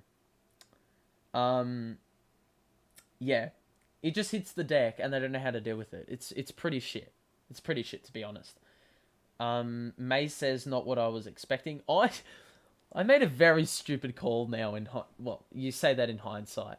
I said it was going to be a close game. I said it was going to be a goal either way. I don't think anyone could predict this. No one could predict this. Yeah. It's ridiculous. I mean, a 10-goal deficit. Have I said how much disbelief I'm in? It's ridiculous. Alright, I'm sorry. But listen, right. If you're new to the stream, make sure to like the stream if you're enjoying this. You're probably not enjoying the game because it's not close, but if you're enjoying the stream, you're enjoying my little rant, my little discussion, my analysis, make sure to like and subscribe to the channel if you want to see more streams, you want to see more other stuff. Yeah, you can subscribe if you want. I don't mind if you do or don't. May said I'm worried for Port. This can't happen again. Look, I just the problem is, right, with Port. They got, as much as Stefan Martin is not the best player in the world, he was a pretty good ruckman, a very good ruckman, one of the best in the league a couple of years ago. He has contributed to this win, and I said this before, but the reason why the Bulldogs, I think, have had so much success at ground level, right, is Tim English attracts attention, and because the team has done well with him in the forward line earlier in the season, right, you put a Lear on him because you have to make English accountable somehow. That makes Lear accountable. He can't do the intercept game. You have two people here, English and Norton, right? English goes one way with Lear, Norton goes the other. Norton can't, get intercepted by Lear because Lear's over here. So Norton's just in a one-on-one, and we've seen the success he's had because he's taken 3 or 4 contested marks, right? If that doesn't happen, the ball hits the ground. Aaliyah can't take a contested mark, so that's how it gets to the ground, even if Norton doesn't win the one-on-one. And then it's just easy pickings. It's just been easy pickings. Seeker said would be 20 years since their last grand final win. Also, who are you talking about with that? Is that oh yeah, with Port it's 17 years. Yeah, but for the Bulldogs, I mean, yeah, they won one 5 years ago. The D's haven't won one for, I think they've got the longest drought in the league. Yeah, Port. Yeah, they haven't. Yeah, they've had some stinkers in the last few years. Mesa said Lycetta's been doing all right in the ruck contest. Yeah, I mean that's pretty even that ruck contest. But in saying that, the just inside the forward 50 is just if English was in the ruck and Martin wasn't, I think Port would have a field day dealing with Norton because Aliyah doesn't really have too many worries. I mean, who's the third tall? Third tall in quotations, for the Bulldogs. It's English, it's Norton, and then it's Mitch Hannon. I don't know if that's what the name you wanna throw up. But if so, then Ali would have had to go to Hannon. So there's your answer. And they would have been able to deal with it much easier. Hannon is not kicking 4 goals or 3 goals like he has done in this first half. When has he ever had 3 goals in a half of football? Seeker says thought Port's last was 2001. It was 2004 against Brisbane. 2001 was, I think, the three-peat, or the first of Brisbane's three-peats. Or how do I phrase it? Yeah, their first premiership.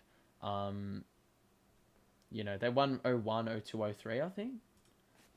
Let's just double check that. Little fact check. Premiership winners 2001 was Brisbane, 2002 was Brisbane, 2003 was Brisbane, and 2004 was Port. Brisbane made 4 grand finals in a row. Yeah, Luca has done the research. Yeah, but if you're enjoying the stream, if you're new here, yeah, make sure to like the stream and whatnot. 2001 was the Twin Towers, and yes, today is the anniversary of that as well, the 20-year anniversary. So, yeah, we got them in our prayers, all the victims of that. But what I'm going to do is, obviously we've got a few minutes. Who am I going for?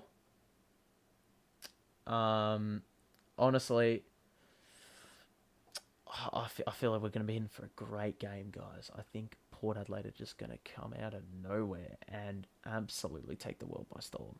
They're going to kick the first 19 goals of the game. I said this before. Port Adelaide Carlton happening all over again. 19 straight.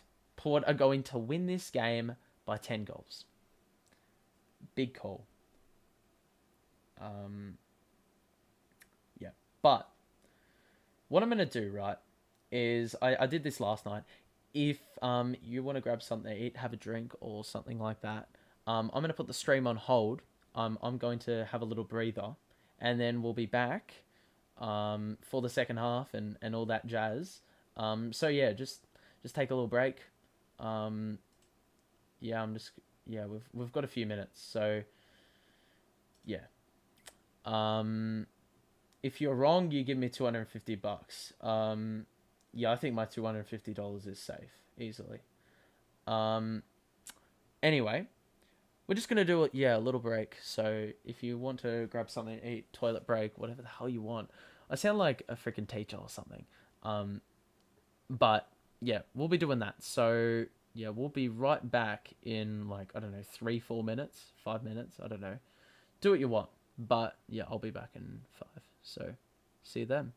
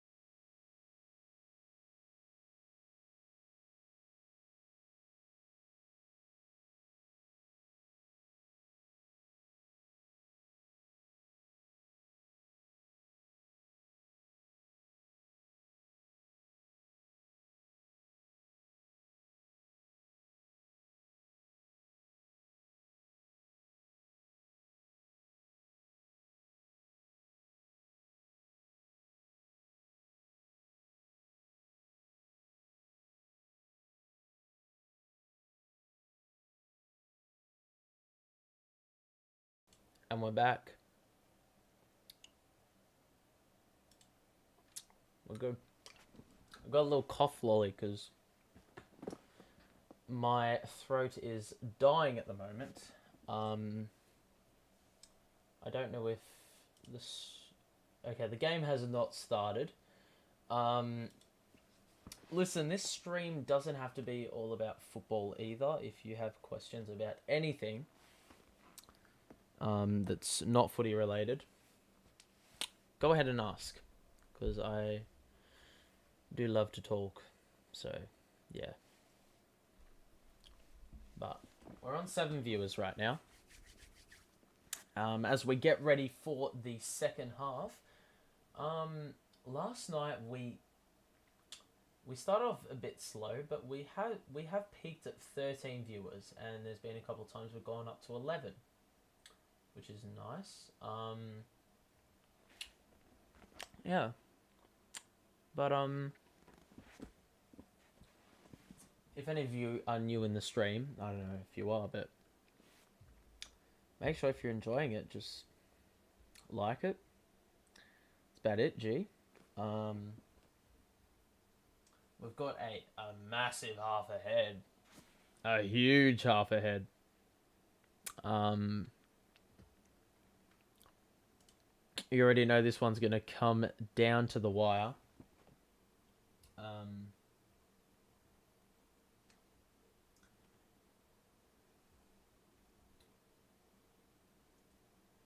It's actually going to be really... Oh, the half is starting. It's going to be really difficult to engage in this second half, because look at the damn scoreline, bro. Look at the scoreline. I mean, what the hell? Regardless, we're back. We're back.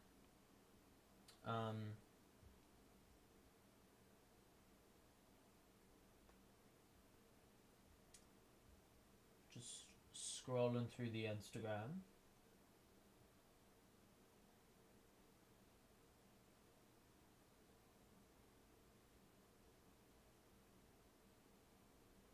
What is this?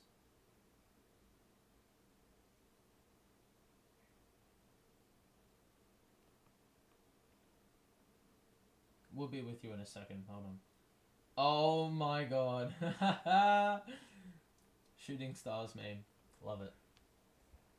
Alright, we're on 9 viewers right now. And we have just started the third quarter, lads.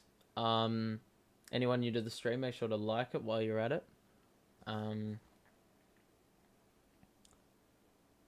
But I mean, what are our thoughts for this half? Like, how do you react? Like, there's not really any suitable way to react to this, because as a neutral fan, I'm partially disengaged. I'm not gonna lie to you. The Dogs have got this free kick. Call me crazy, but I'm really surprised that we have this many fans in the house still. I mean, I understand it because this is the last time your team's gonna play for the season, but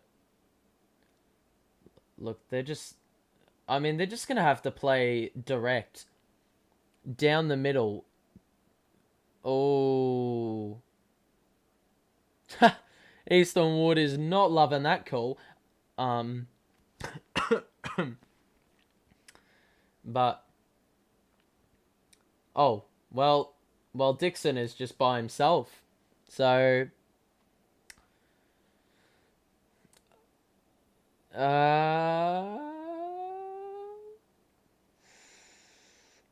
big call there. But yeah, that's just too easy. I mean, how far back are we, bro? With 40 seconds behind on this. Alright, so now we know we kicked the goal. Brilliant.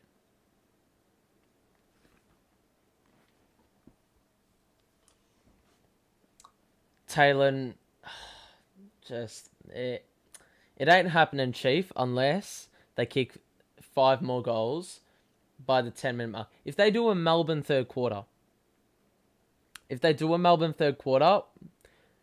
you never know.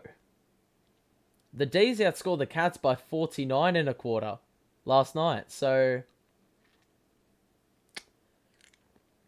I mean, do you rule it out?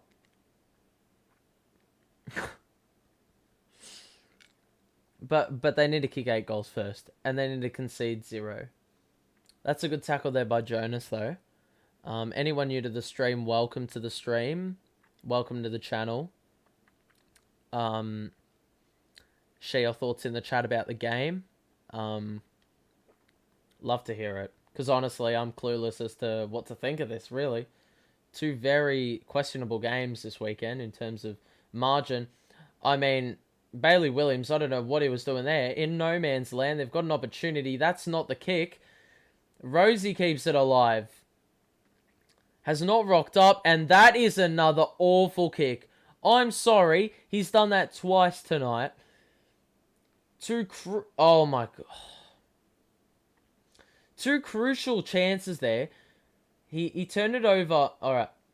I don't know what's going on with the Bulldogs backline to start this game off. Or this half off.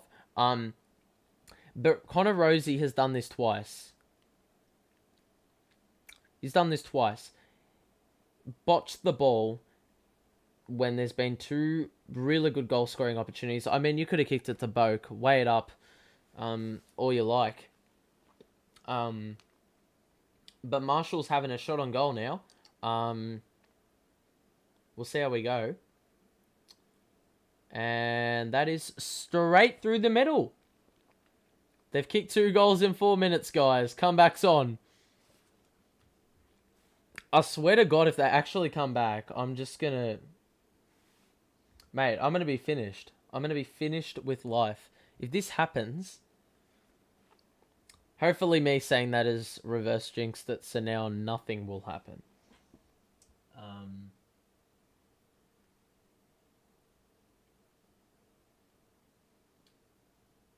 But... Yeah, very good start by the Power so far. In this third quarter. I mean, anything's better than what they served up in the first half, but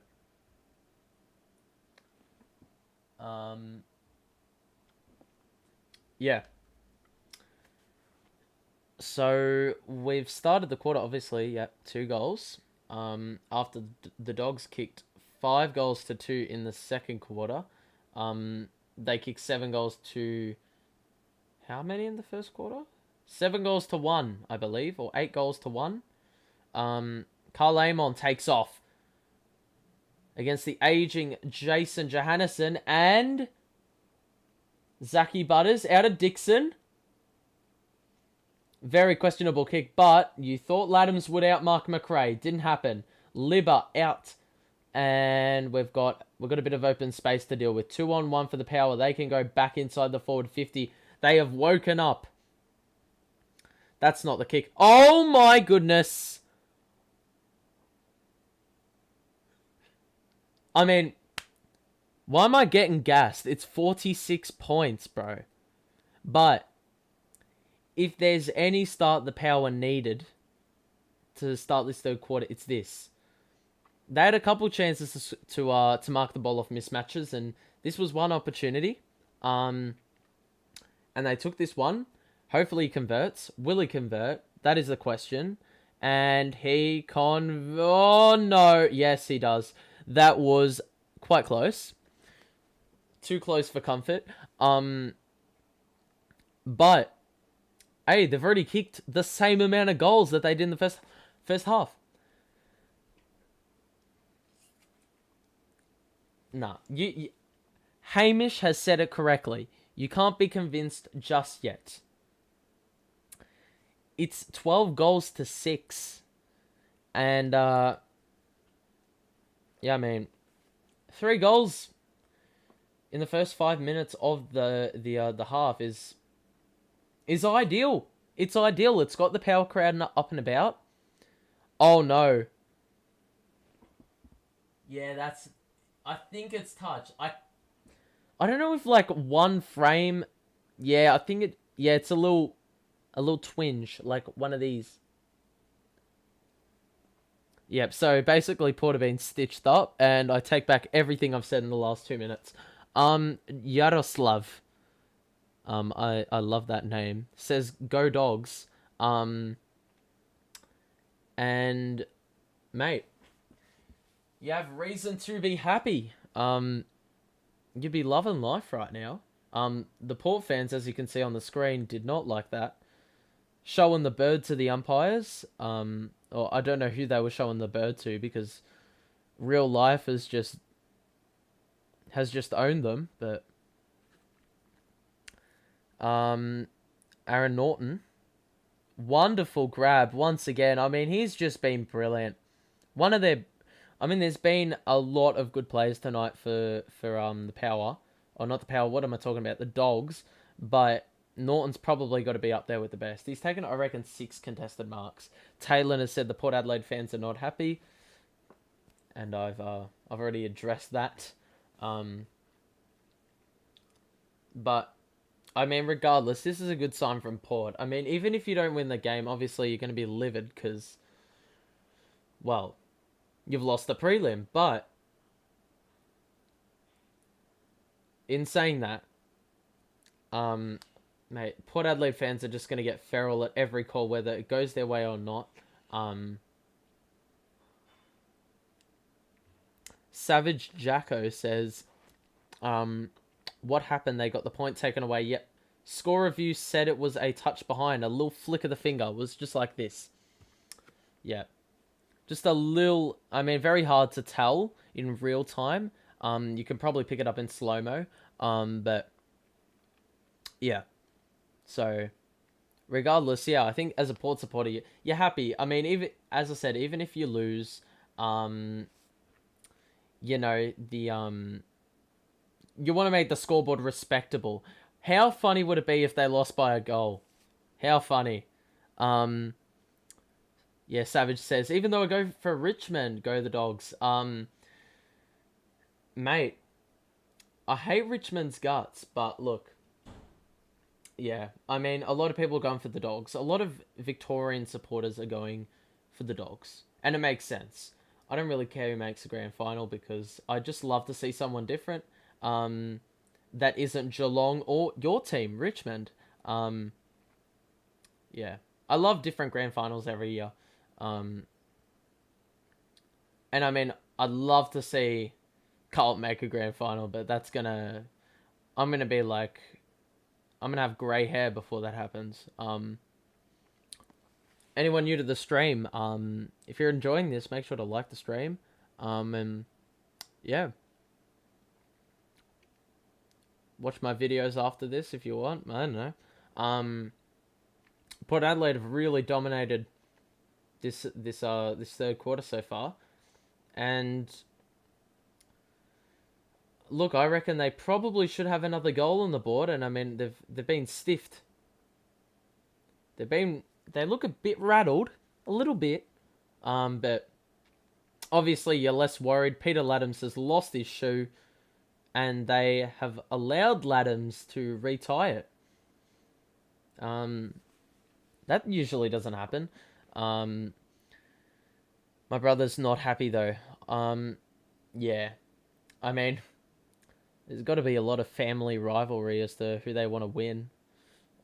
Numerous times. I know when Carlton were in a fight for finals, I was arguing with my siblings to, you know, see who we wanted to win for the sake of Carlton and their finals race. Lucas says, don't be expecting Carlton to make finals anytime soon. And yet, you heard what I said. My hair's going to be greying. But this is some great handball play. Stevie Motlop, he's got to convert. And he does. Oh, no, he doesn't. Not at all. He did not get that clean. And, yep. There's your answer, buddy. There is your bloody answer. Honestly, right now, Bailey Dale could kick it up the middle, and there may be a few problems for the Power. But even though his kicking skill permits him to do that, he decides to go to the outer side and Good contest there, but it looks like we're going to have a little bit of a lock-up. And every time I say that, the ball stays alive. And they still manage to keep it alive. Still manage to keep it alive. Probably wish they didn't. And crucial one-on-one on the outer side. Hannon wins another crucial one-on-one, but Riley Bonner makes sure.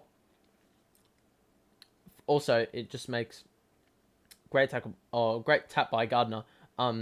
If I sound weird talking, it's because I got a throat lozenge in my mouth. Talking tends to stuff your throat up. Savage Jacko says Bulldogs have not scored in a while. Yep. Credit to Port Adelaide for halting them.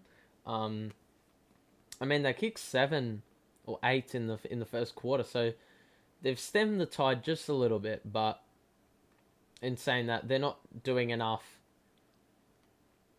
They're probably they're doing enough, but they're not really able to get much into the lead because of how far back they were. I mean, 58 points coming back from that deficit is no easy feat. You'd have to be doing like record-breaking stuff in order to win the game. But you can see Port Adelaide have picked up the intensity just a little bit in this second or in this third quarter. But yeah, as I said, anything. I mean, the half chances, like the Bonds and Pally touch off the boot from the set shot, and then that Stephen Motlop needed probably 5 more on the kick, and he's kicked a goal. They have 4 goals. It's back down to under 6. So doesn't seem like much, but when you consider the fact they were down by 10 goals, you know, it changes the complexion of the game just a little bit. Just a little bit. Yeah. Anyway, I hope you're enjoying the stream. I hope the quality's all good. I hope my microphone isn't too loud because I've had to turn it down a couple times. Yeah. Good grab by Dixon. Probably his first grab of the night. That's been like proper earned.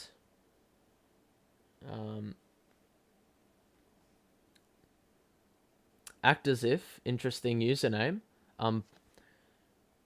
Savage Jacko, you've spoken that comment into existence. The Channel 7 commentary or broadcasters just put in a graphic saying the Bulldogs haven't scored for 18 minutes. Act as if, interesting username, says, go Bulldogs. As many of you have said throughout the night. McRae with a very inventive kick, very innovative kick. That just goes straight to a Port Adelaide defender, and that is Jonas. Oh, God, Wines. Could have been pinged for a throw there. A bit shaky here, and another smother. Look at the Dogs players just throwing themselves around and making an impact. I mean, if you're going to play like this, you deserve to win finals. That is a throw.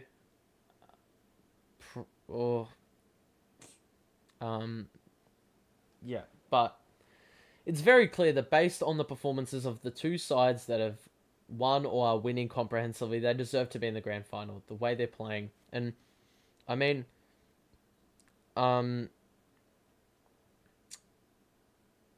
yeah, what was I going to say? I was going to say something before I got lost in the moment. Actors have said, if the Bulldogs win tonight, I don't think we can beat Melbourne. And, yeah, look, I think Melbourne are going to be very, very, very difficult to beat. They are so well-rounded. I think the Bulldogs... That Stephen Martin in was huge. English is doing the ruck work now, but... And obviously he's capable, but English in the forward line creates so many problems. Great tackle by Amon! But yeah, I think the D's, they're going to cope way better with with these matchups than the Power have been able to tonight because of... I mean, they're the best team in the league in terms of their team defense. So yeah, I think the D's are going to be very hard to beat. And look, I saw somewhere, I think there's been a lot of petitions saying that Neil Danaher should be the one presenting the cup. And I don't know if because of his MND that whether he can actually hold the cup, whether he has the strength in his arms to hold the cup and hand it over. But I think they've got to fly him over there. He's just... Yeah, there's some things that Like, we don't know how long he's going to be around. Treloar has just kicked... Oh, he's been done by the bounce. But there's...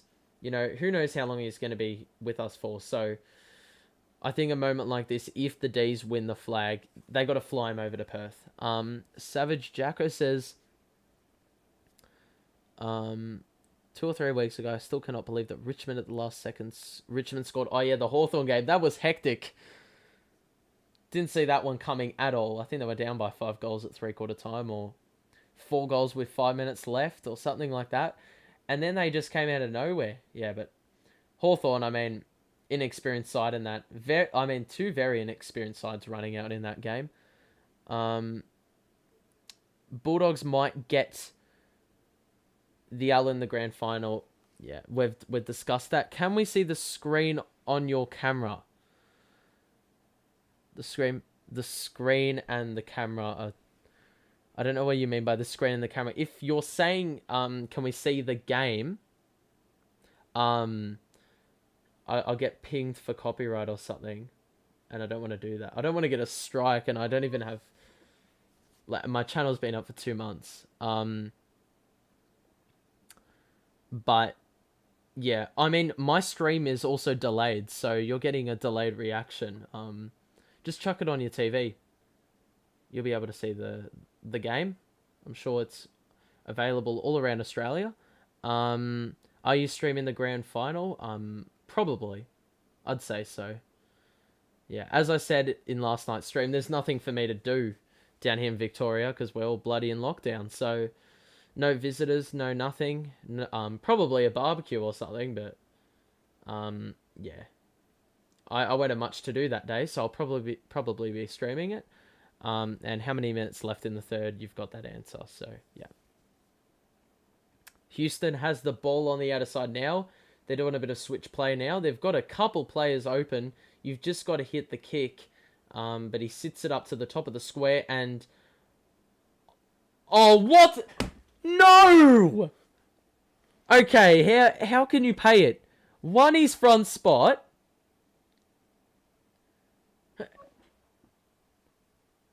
Actually, okay, I take it back. Roll it back. I take it back. I take it back. I take it back.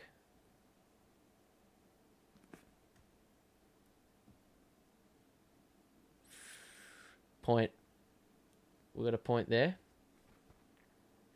And the Power are...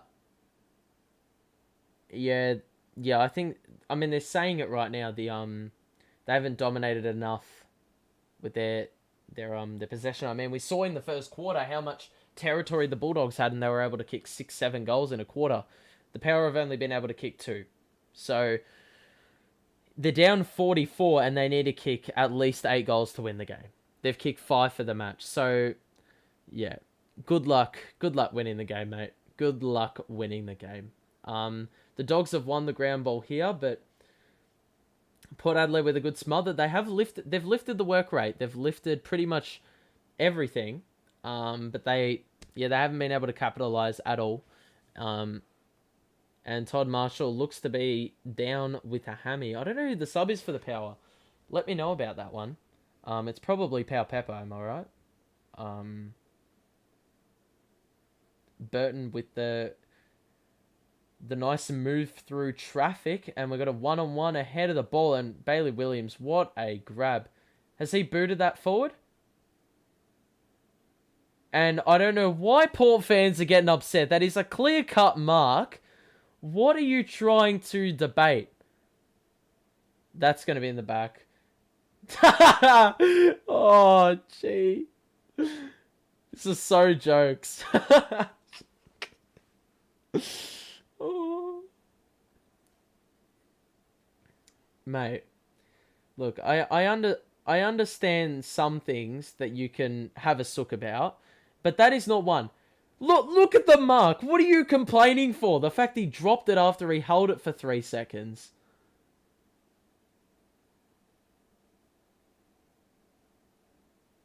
Act as if says the Adelaide Oval crowd roared, never tear us apart. In 20 minutes, the Dogs did. The Dogs did from Fox Footy, yeah. Mate, Taught him a lesson. Taught him a lesson. They do this every year, and the Port fan has chucked the football back into play with, and a lot of aggression. There's a lot of aggression in the crowd right now. You can see a fight breaking out, probably outside the ground after the game. Taylor says I can hear my neighbour screaming at the TV. Well, mate, if this was a Carlton game, you would be hearing me if you were my neighbour. But Caleb Daniel with a very strong grab as well. I mean, the whole Bulldogs backline has been really, really solid, so that's what you love to see. Sam Powell-Pepper is the sub for the Power. He's looking a bit groggy. All my TVs are in use right now, so I'm watching on my iPad. Mate, I think it's great that we're able to watch stuff on our own devices. When I was younger, didn't even have Foxtel, so I had to listen to Fox games on the Walkman, my little Carlton Walkman. So that was good fun, but it also caused a bit of pain sometimes when the connection ran out. Big one-on-one there. McRae with that interesting handball and is able to win the free kick. Act as if says, what do you think about T getting sacked? Well, mate, I have a full video on my channel literally ranting about it.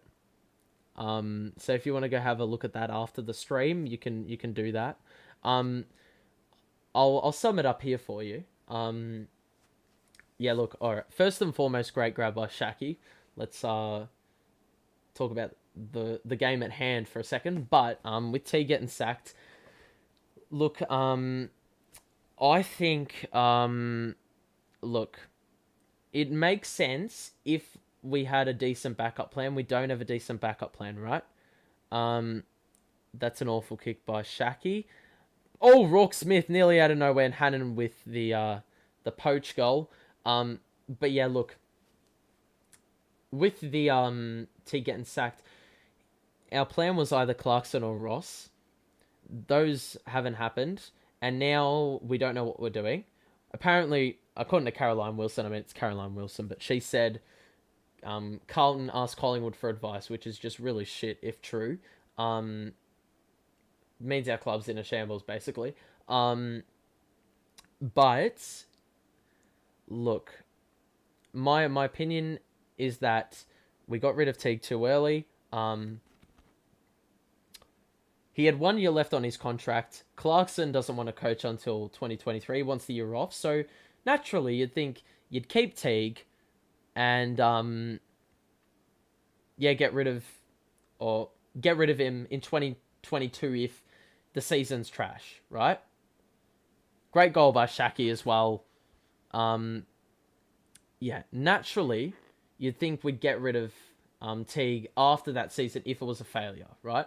Because for all we know, he could have come out next year, full reset of all the assistant coaches around him, and we could have had a great season. But it hasn't really panned out like that. Even with the CEO, we got rid of the CEO because we've been eyeing off the Geelong CEO, right? But we don't even have the Geelong CEO yet. I don't even think he's made the indication that he wants to come to Carlton. So we currently don't have a CEO, and we don't even know if the CEO we wants to come to Carlton. So currently we don't have a CEO, we don't have a coach, we have no plan with who we're getting. I mean, the change is good if you have plans, but we don't have plans. Anyone new to the stream, by the way, welcome. We're just ranting about Carlton at the moment because this game is well and truly done, let's face it. 51-point margin with 2.5 minutes left. But if you want to like the stream, if you're enjoying it, then go ahead. Jack McRae's just about to break the disposals record. But yeah, if you want to hang around and listen to me rant, go ahead. Like the stream or subscribe. Yeah, it's up to you. But yeah, with Carlton, we just don't have a plan, and it's just really depressing as a Carlton supporter. I just had a little voice crack there because I'm, I've been talking for 3 hours. Butters, off to Bergman, got to kick the goal, shanks it. Mate, they have absolute. I mean, they've dominated this quarter and they've barely made inroads. They've gained 8 points or something like that. So, yep, that says it all. One image. But yeah, if you're enjoying it, like the stream, you know the deal. Port gonna lose, I bet, mate. I reckon Port late comeback. Luca says that he thinks we'll get Chris Scott. Chris Scott is still as a job, so yeah, I think we're gonna get his brother. If I'm being honest, Brad Scott's probably the most likely option at this point. Trelaw's got a world of space here, by the way, and he kicks the goal. That's bloody it, mate. Throw in the towel. If I had a towel on me, I've got a bloody glasses cleaning cloth. Throw the towel. It's done, mate. It's finished. So, yep. Minute and a half left in the third quarter. Probably a premature ending, calling it quits, but yeah, it's done. Anyone new to the stream, welcome. Share your thoughts, introduce yourselves about the game, about the AFL world, about anything. I'm happy to answer your questions as well. Because I'm sure there's a lot of bigger streams that you probably don't get your question answered or anything. So if you want to get it answered here, I'm happy to do that. But yeah, look, I reckon Carlton's probably favoured to get not Chris Scott, Brad Scott, yeah. If you want to see the full rant, it's on my channel. It goes for about 16 minutes. I get the 2021 member jacket on for the occasion as well. Anyway, the Dogs have taken it out the middle. They're about to kick 100 points. Oh, good contest there. Who's my favourite? I'm assuming you're asking who's my favourite team apart from Carlton. It would have to be... I mean, I don't really have a favourite team. Mitch Hannon's feeling dangerous, but he's missed that. Look, when Adelaide was shit, like last year, I actually liked Adelaide. But what a grab by McRae.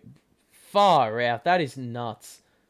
But yeah, I mean, Adelaide were probably my favourite team last year outside of Carlton. This season, I do enjoy watching Fremantle a fair bit. I mean, they've had some really shit games, but that midfield's sick. Like, I remember watching the derby later this year, and that Sarong goal, even though it was probably out of bounds, absolute rip of a goal. So yeah, but if you want to see my full recaps, I've got plenty of those on those channels on this channel. So if you want to relive the moments or see my reactions to those, they're all on the channel as well. So yeah, but it's good we've been able to maintain above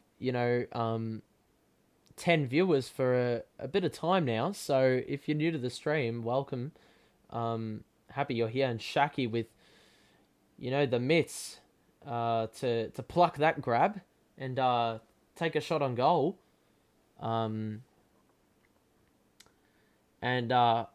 This will be the absolute kick in the guts if he kicks this. If he kicks this, they've outscored the Power in this quarter. And you'd think the Power should have been the other way around. Nick says Melbourne Bulldogs grand final. Yeah. Nothing more said, mate. And Shaki has missed. But mate, everything that Shaki has done in the last month coming into the side, I don't think we've ever seen it. He was picked 2, probably labelled as a bust. But he's come out and he's shown a lot for this team.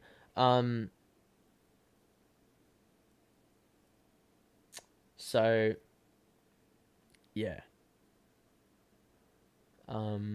But we've got a 58-point deficit at 3/4 time.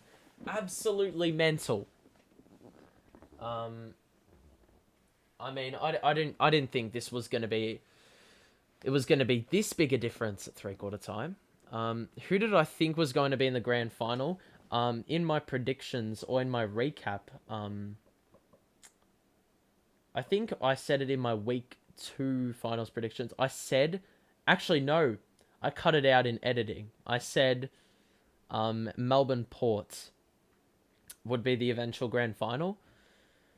Look, Bulldogs, fair play. They've had to win every game, and they've done that. Um, some of them have been tougher than others. This game has been the easiest of the lot, and you would have thought it'd be the most difficult of the lot. But yeah, I thought it was going to be a Melbourne Port grand final, if I'm going to be honest with you.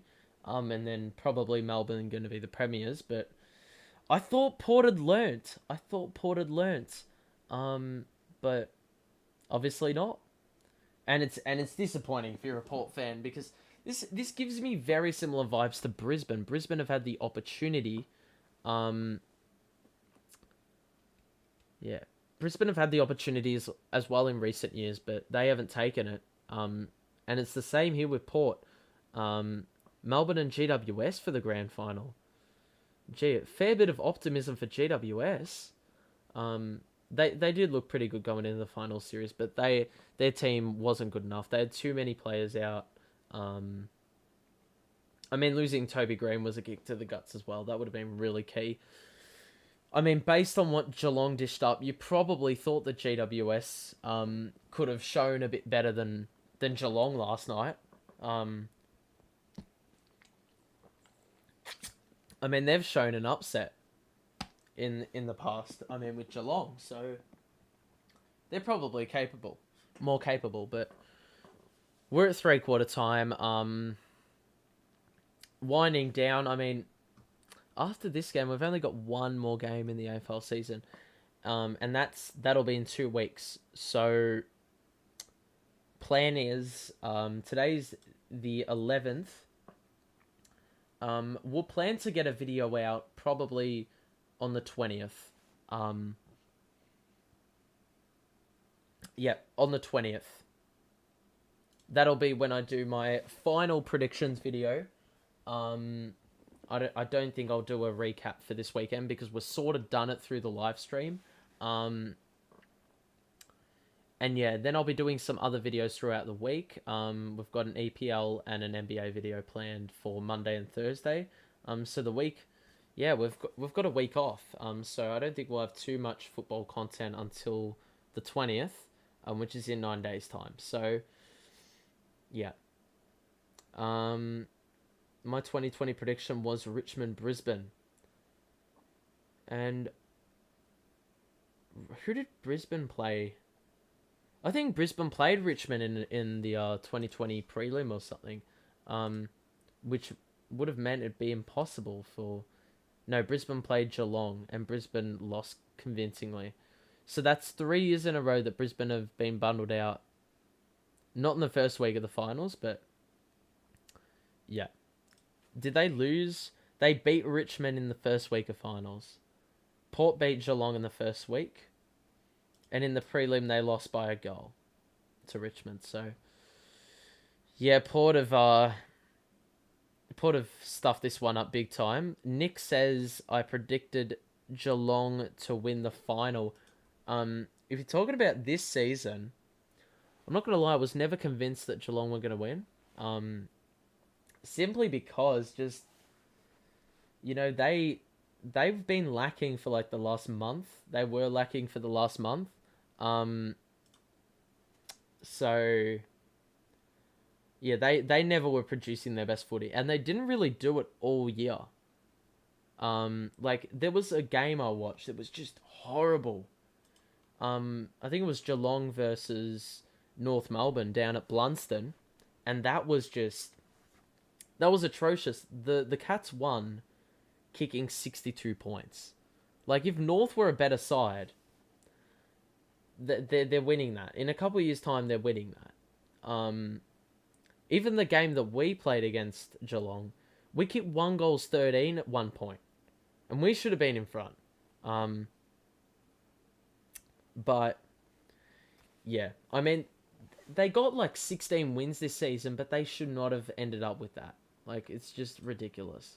So, yeah, Geelong just...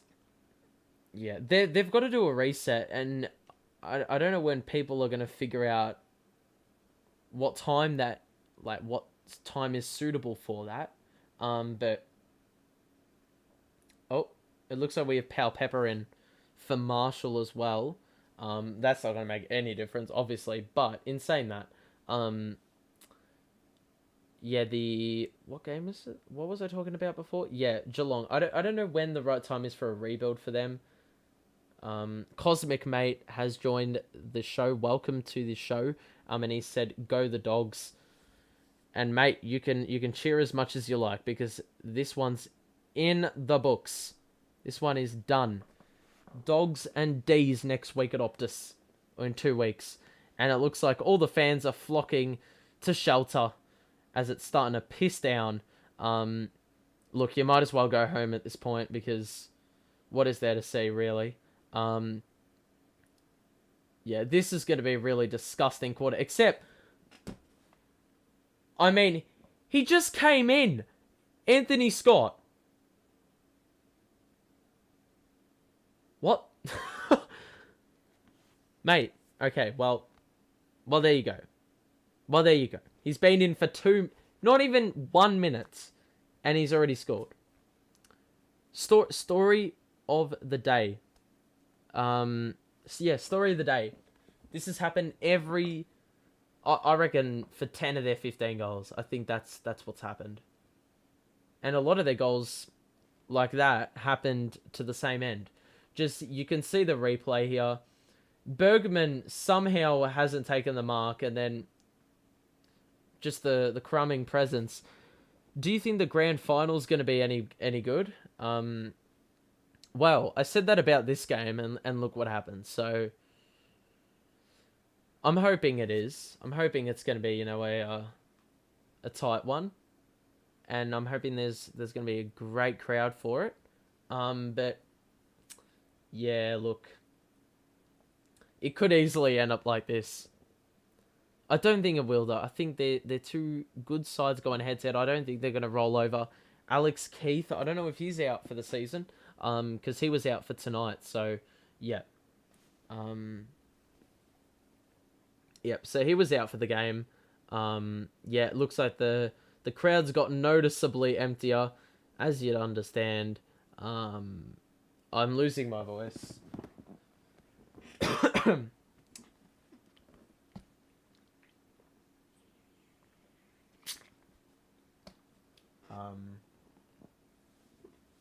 But anyway, anyone in the stream, anyone new, anyone who's been here for a while, I hope you're enjoying the stream.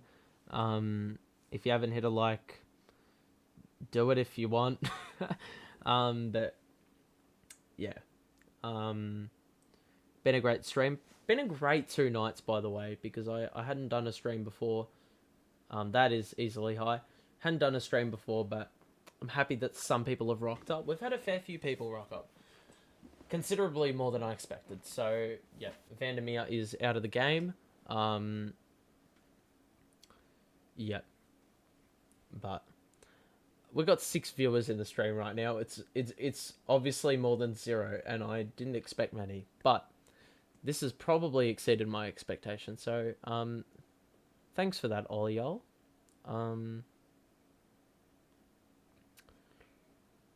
Mate, Dogs bloke's already having a joke about it on the bench, and I would too, mate. You're up 64 at the start of the last, and he's absolutely piffed him to the side. Burton's got the footy now. Quick hands, Jonas out in a space. Let's see what Fantasia can do. Absolutely manhandled by Bailey Williams, and Bergman, good grab. It's been fairly quiet for the Knights. Oh, that's gone out the back, and Bailey Williams has taken another grab. Hold on, let's have a look. I just want to double check something. Okay. Let's just have a little look here. Willem Drews had 5 touches, so that's probably below par for him. Fantasia's had 5 and hasn't kicked a goal. Burn Jones is at 8. That's below par. Dixon's only kicked a goal. Expected. Ladham's 9, Mackenzie 10. Who else? Dersman's had 11. Bergman's had 13. Butters 13. Amon 16. Bonner and Wines have been the top two. So, yep.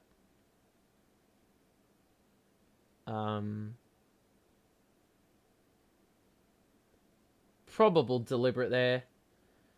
And he's somehow been pinged for it. I don't understand how you... Yeah, this rule needs to be fixed up for next year. I'm sorry. The insufficient intent rule is so confusing. The umpires don't know what they're paying.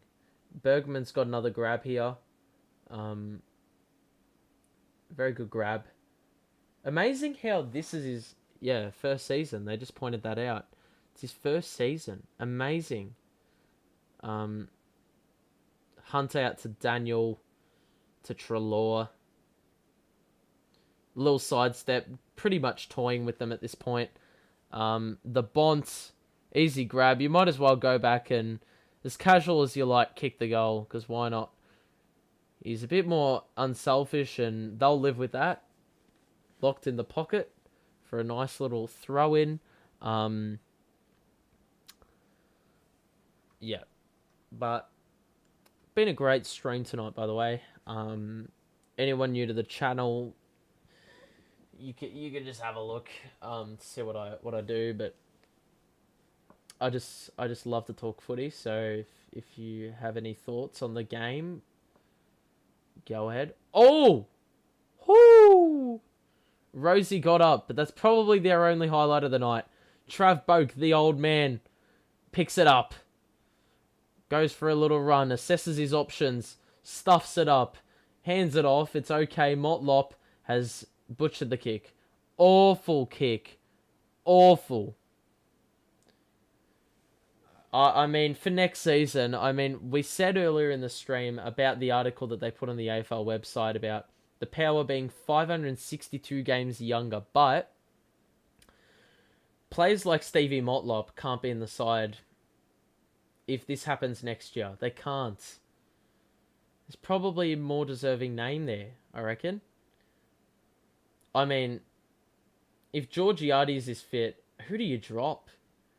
Because there's plenty that you could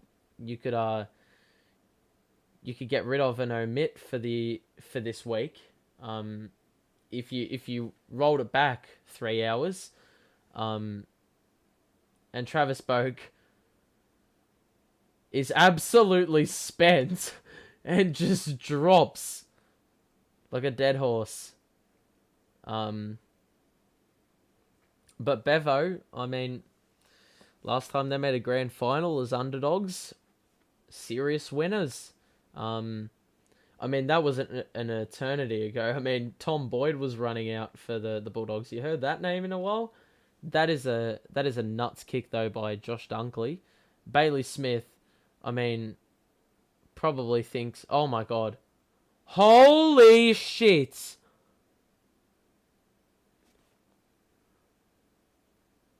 I mean, how the hell is he kick? I was about to say, he's too far out. You're joking. I mean, nah, this is nuts. This is nuts, and the Baslenka lookalike, not really, is loving it. Harry Henderson says how much time is left. We've got 14 to play in the game, and it's 70 points. It could get real ugly. Nick says, what a goal. Couldn't say it any better. Anyone new to the stream, hope you're enjoying the stream.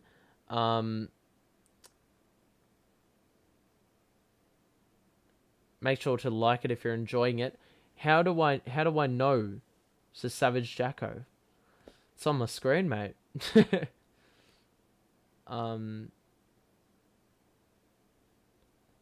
Apparent block.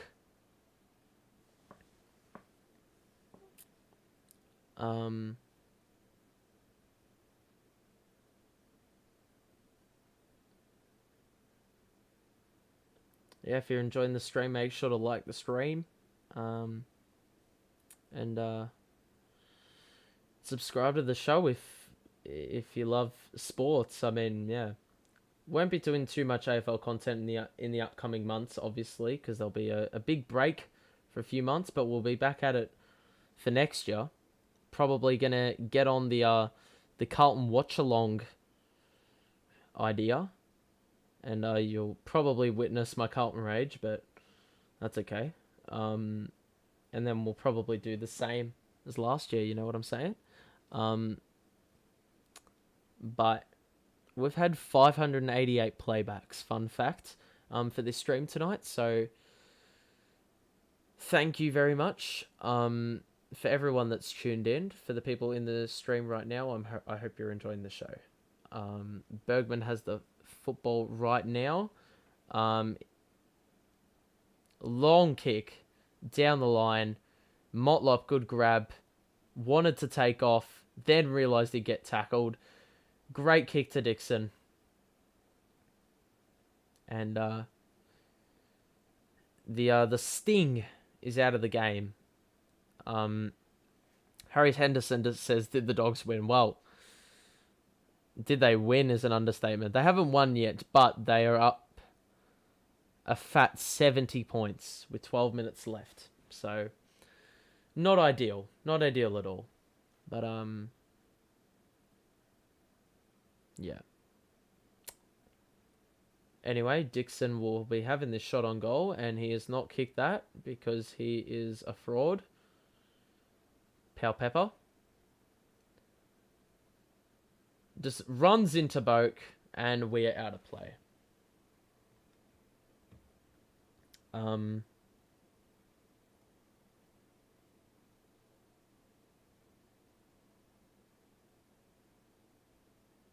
sorry, did Justin Lepage just say on the broadcast, I don't think they'll be able to bridge the gap.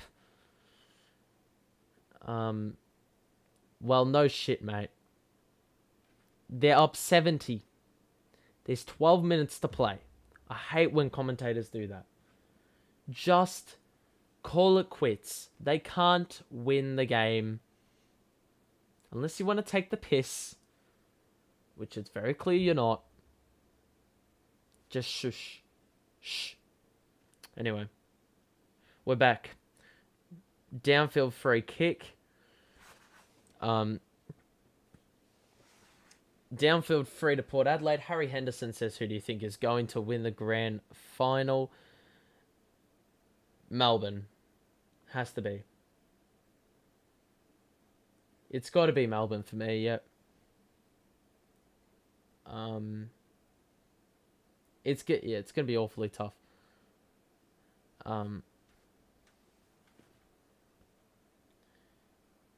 But as it starts to piss down, it pretty much sets the tone for the loss. Just real a real movie setting, right? You're just walking home in the rain, you're feeling down in the dumps. You're feeling shit about yourself. You just want to hide under your bed sheets and cry for 5 hours. Yeah. That's pretty much what's going on here. In real life. It ain't a simulation, this is real life. Melbourne has not won in 40 years. It's been longer than that, actually. It's been about 60, nearly. I think the last time they won was 1964. So, very, very long time ago. Longest drought in the league. Harry Henderson says, I want the Dogs to win the final, but I think that Melbourne will. Yeah, look, I don't really care who wins the grand final. I think the Dogs, if they can go on to win it, would be... I mean, they've done this once before. They came from 7th place, I believe, when they won in 2016 to win it against the odds in pretty much every game they played. And then, obviously, this time round, they've come from 5th when they choked the top 4 spot, which was, I mean, good on them. But the D's, I mean, they've come out of nowhere. They were under scrutiny a couple of years ago. Simon Goodwin could have easily been sacked. But... it hasn't panned out that way. Luckily for them, and he has the chance to win a flag. He never did that in his playing career at Adelaide. So, um, yeah, he made a few semi-finals, probably prelims, but he never made a grand final in his career at Adelaide. So this is his first opportunity as a coach. Um, but yeah, I think Melbourne have just looked better all year. I think they've never really hit a bad patch. They've never really fallen out of the top four or the top three. So yeah, I think it'd be really good to see Melbourne win. But honestly, I don't care. I think they're both worthy. They've both done it different ways. But I mean, this like some of the names on the sideline. Mitch Wallace, he could come into the best 22. I think he's won. He was in that 2016 side. Hayden Crozier, you saw him on the bench. I don't know what the injury list is looking like. That wind is disgusting as Robbie Gray misses that shot on goal. Bailey Smith with 3 goals and 20 touches, which is awesome. What was I trying to look at? I don't know.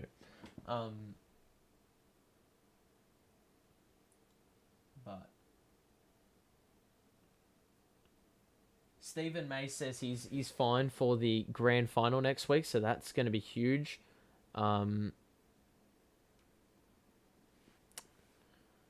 He said Dogs won in 2014, but it was 2016. If I said that, apologies. Yeah. 2014 was the Hawks. They won. They had the three-peat happening against Fremantle, West Coast, and someone else I don't remember. Yeah, Hawthorn won 2013 as well.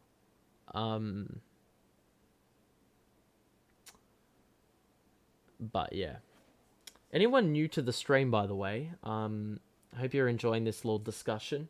If you are, make sure to like the stream. Been some good support lately, so thanks for that. If you want to subscribe to the show for the other sports content, we got that here. Shaki. Nope.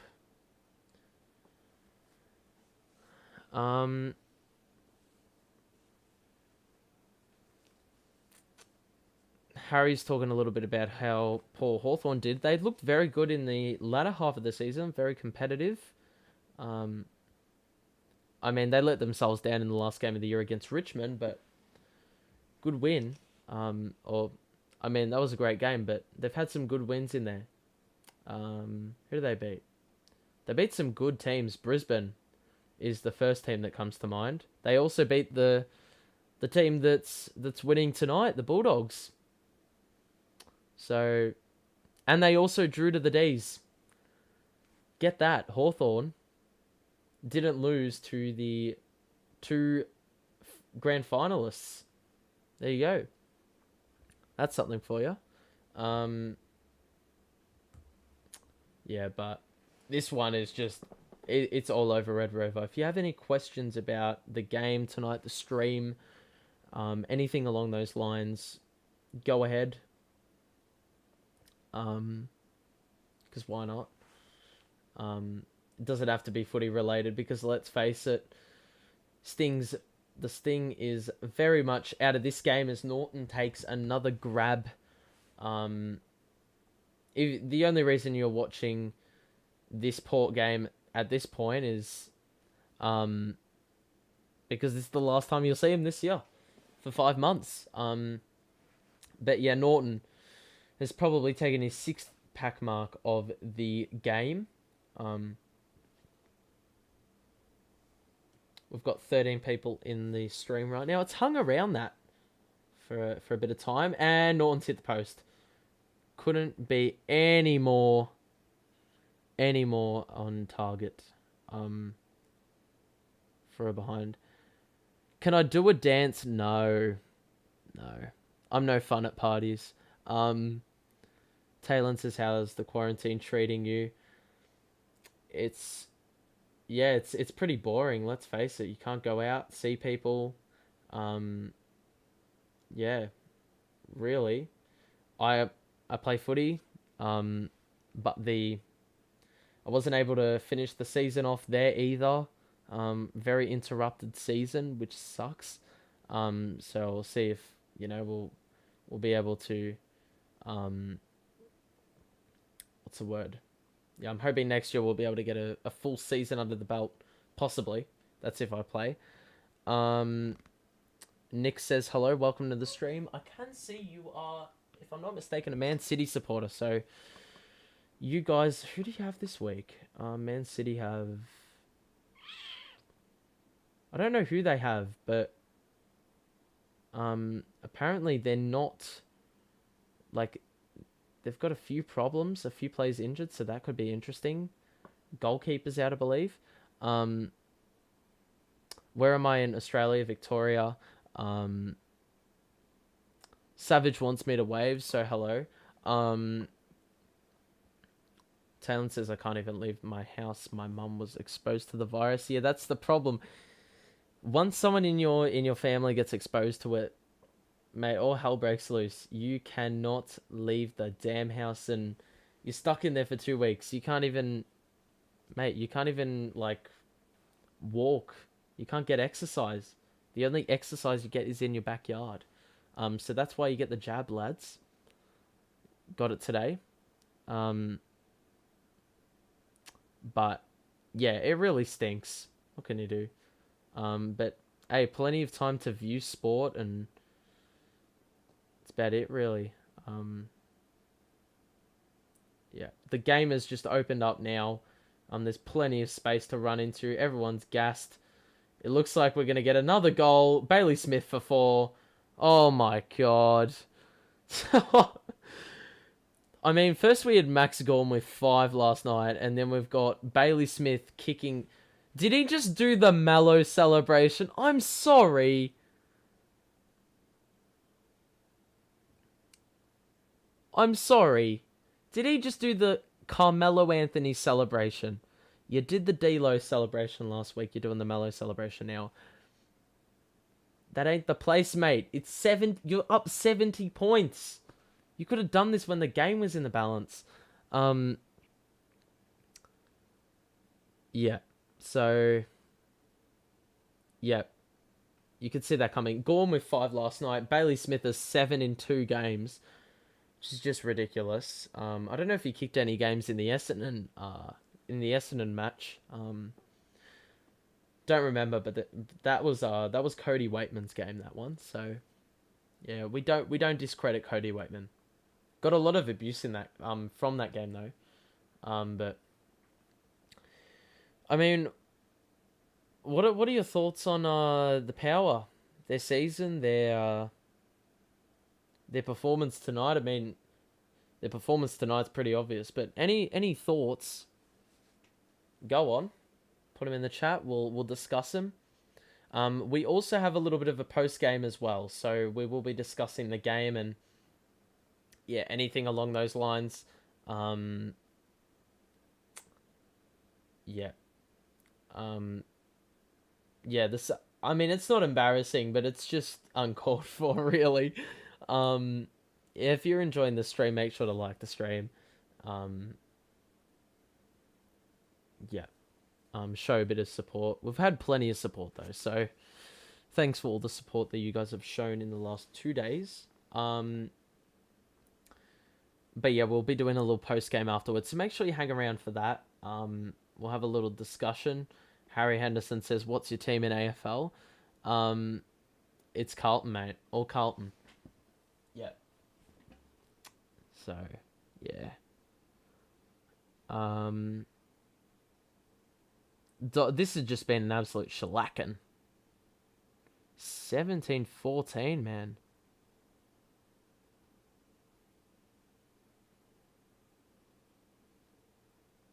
This is great. I mean, earlier this season, first of all, hello to AFL Footy.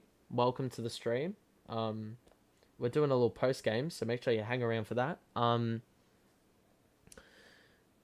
But um, what was I saying before? Don't know. But yeah, I think this is gonna be a great match next week.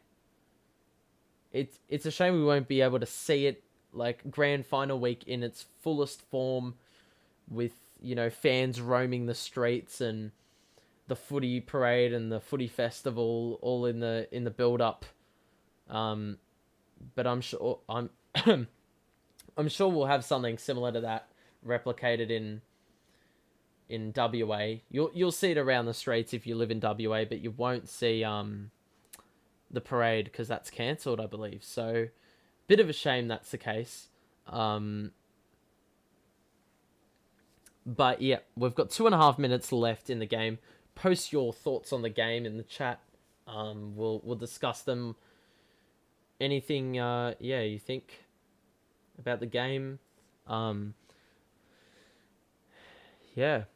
So Nick asks, are you going to watch Man U versus Newcastle tonight? No, but Ronaldo back to Man United.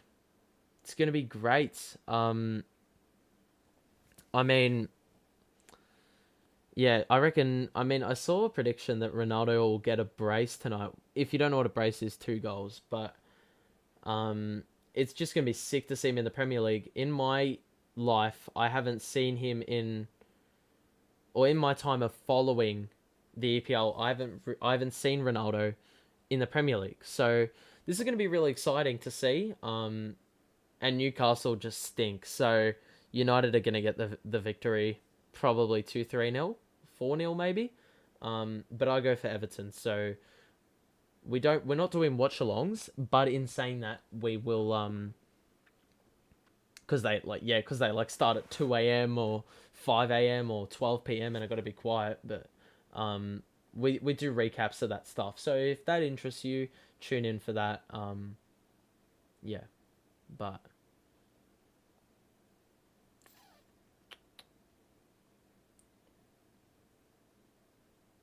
and we've got a minute left in this one. We're not going to hear an almighty roar because all the bloody Port supporters have gone home and are crying in their sleep. So yeah, but if you're a dog supporter back in Melbourne, back in Victoria, you're going to be absolutely loving this. Johannesson is in this contest. Pau Pepper. Creative handball to Dersma, to Wines, and they cough it up. And we've got a bit of frustration. But there's absolutely no reason to start a fight. Except Pau Pepper wants something for no reason. I mean, mate, you've played 1/4 of footy. What are you doing? That's who they're playing. They're playing Leicester. That's going to be a great game. I think that's going to be like 2-2, 2-1. Some people have been saying Leicester are going to win. It's a home game for Leicester. Man City haven't won their last 3 home games or their away games. The teams they've beaten are Norwich and Arsenal, so they're both the bottom 2 sides. Siren's gone in this one though, and the Bulldogs have absolutely destroyed Port Adelaide. And all the boys, Buku Karmas. I mean, who's on the side? Ed Richards, Riley Garcia played a few games for the club, but you're getting pumped. And the Basilenka supposed look-like with a tattoo is enjoying the moment with his mates. And Cody Waitman, Ugelhagen, Wallace, all the boys aren't in the team, so you'd hope that Cody Waitman can get back in the game. AFL Footy says, what are you doing after the stream? He also says bad game. And yeah, it did not live up to the hype. But, look, if you enjoyed the stream, even though you didn't enjoy the game, make sure to like. But what am I doing after the stream? We'll do a little bit of a post game, and then we'll shut up shop. Um, yeah, because it's getting a bit late. I'm not the kind of person that's gonna be on till like 2 a.m. in the morning. It doesn't make any sense to me. Um, yeah, but Bailey Smith with the 4 goals. I mean, let's just have a look at the stats for a second. Um, that's two. That's so trash though. Like 2 games decided by over 70 points. Hannon has 3. Oh no, my AFL app has not updated. Let's just wait. Um, if you go and sleep, good night, folks. Um, but let's have a look. Bailey Smith with 4 goals and 23. That's nuts. Norton with 2. Hannon with 3. Bont with 2. And he only had the 20 touches. Trelaw with a goal and 23 and 9 tackles. Um, Ollie Wines, I mean, even though they absolutely stunk, Ollie Wines with a goal and 38. That's huge. A goal and 32 to Bonner. So he had a pretty good game. Probably one of their best. Trav Boak, they probably chucked him in the forward line. See you later, Harry. Have a good night. Travis Boak, 24. Yeah, they would have chucked him in the forward pocket or something. Disposal winners. Do we have any huge disposal numbers? Not really. McRae at 36. Usual numbers for him. Who else we got? Yeah, those were the only 3 big ones. And then Bailey Dowler, 24. Houston, 22. Dunkley, Daniel, Hunter, 22. Amon, 21. And Bont, 20. So, a lot of people accumulating the ball tonight. But, yeah, you can't help but think that's an absolute nightmare. Absolute nightmare for your Port supporter. I'm just going to have a quick look at Twitter because this is just... I mean, if you have Twitter, hop on too. If you don't have Twitter, I'm sure you'll probably be able to get on, actually. Hold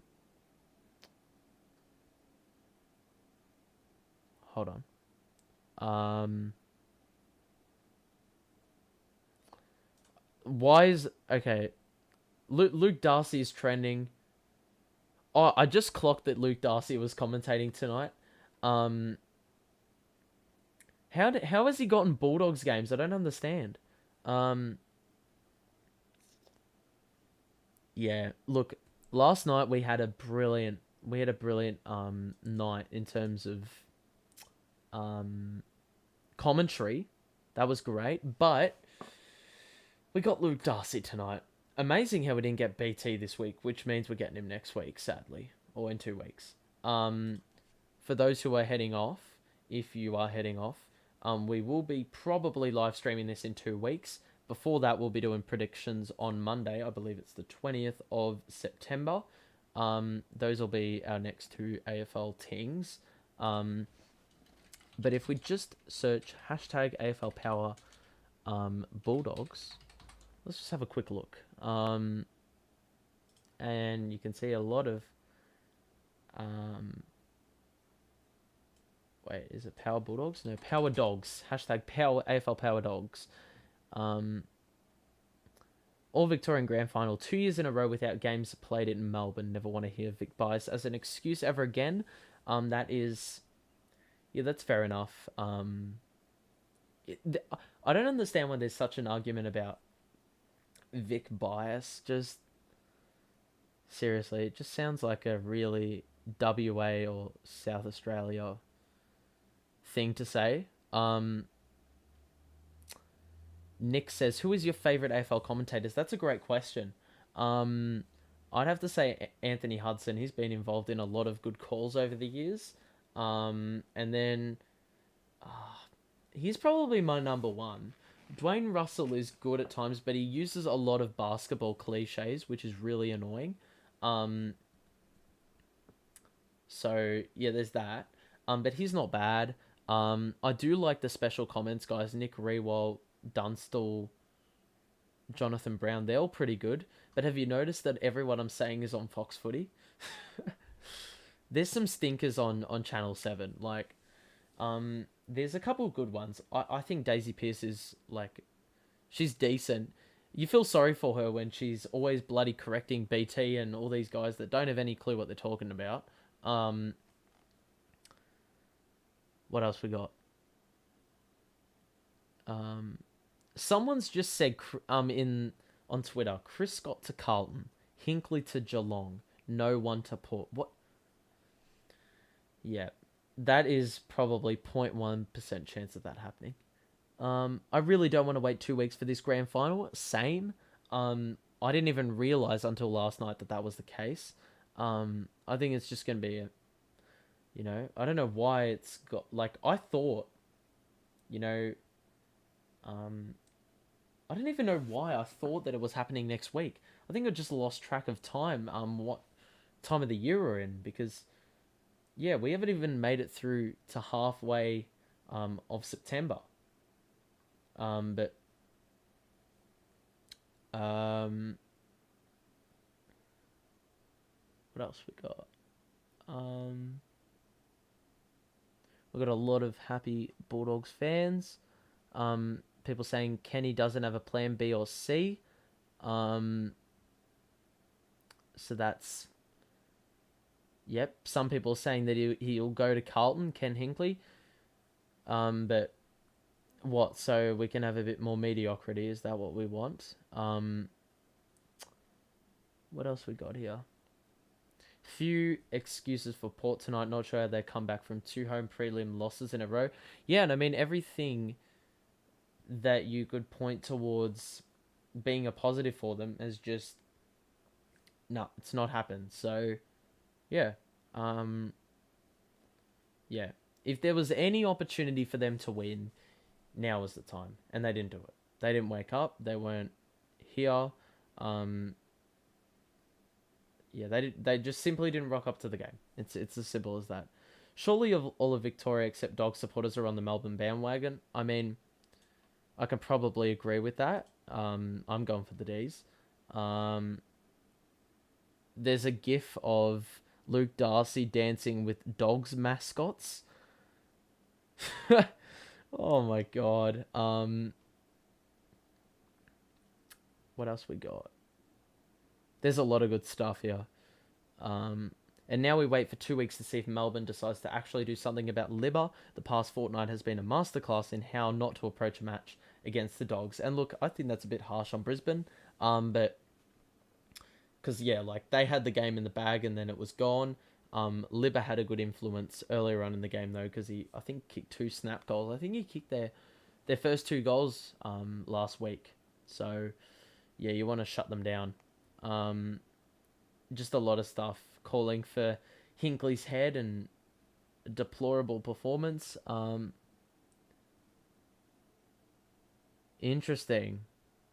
It's got a couple records comparing Ken Hinkley to Brad Scott, Chris Scott, Nathan Buckley, John Longmire, in terms of finals records as well. Oh my god. There's some great stuff on Twitter. If you don't have it, do yourself a favor. Don't engage in Twitter arguments like me, but regardless, it's got some great stuff on here. Adam Trelaw in another grand final. I didn't think about that. Mate. Yeah. Mace says he's devastated again. You got to be devastated, but at least you didn't lose by less than a goal. I have to say that. That's the only thing I can really say to you, because it was a very stinky performance by you lot. But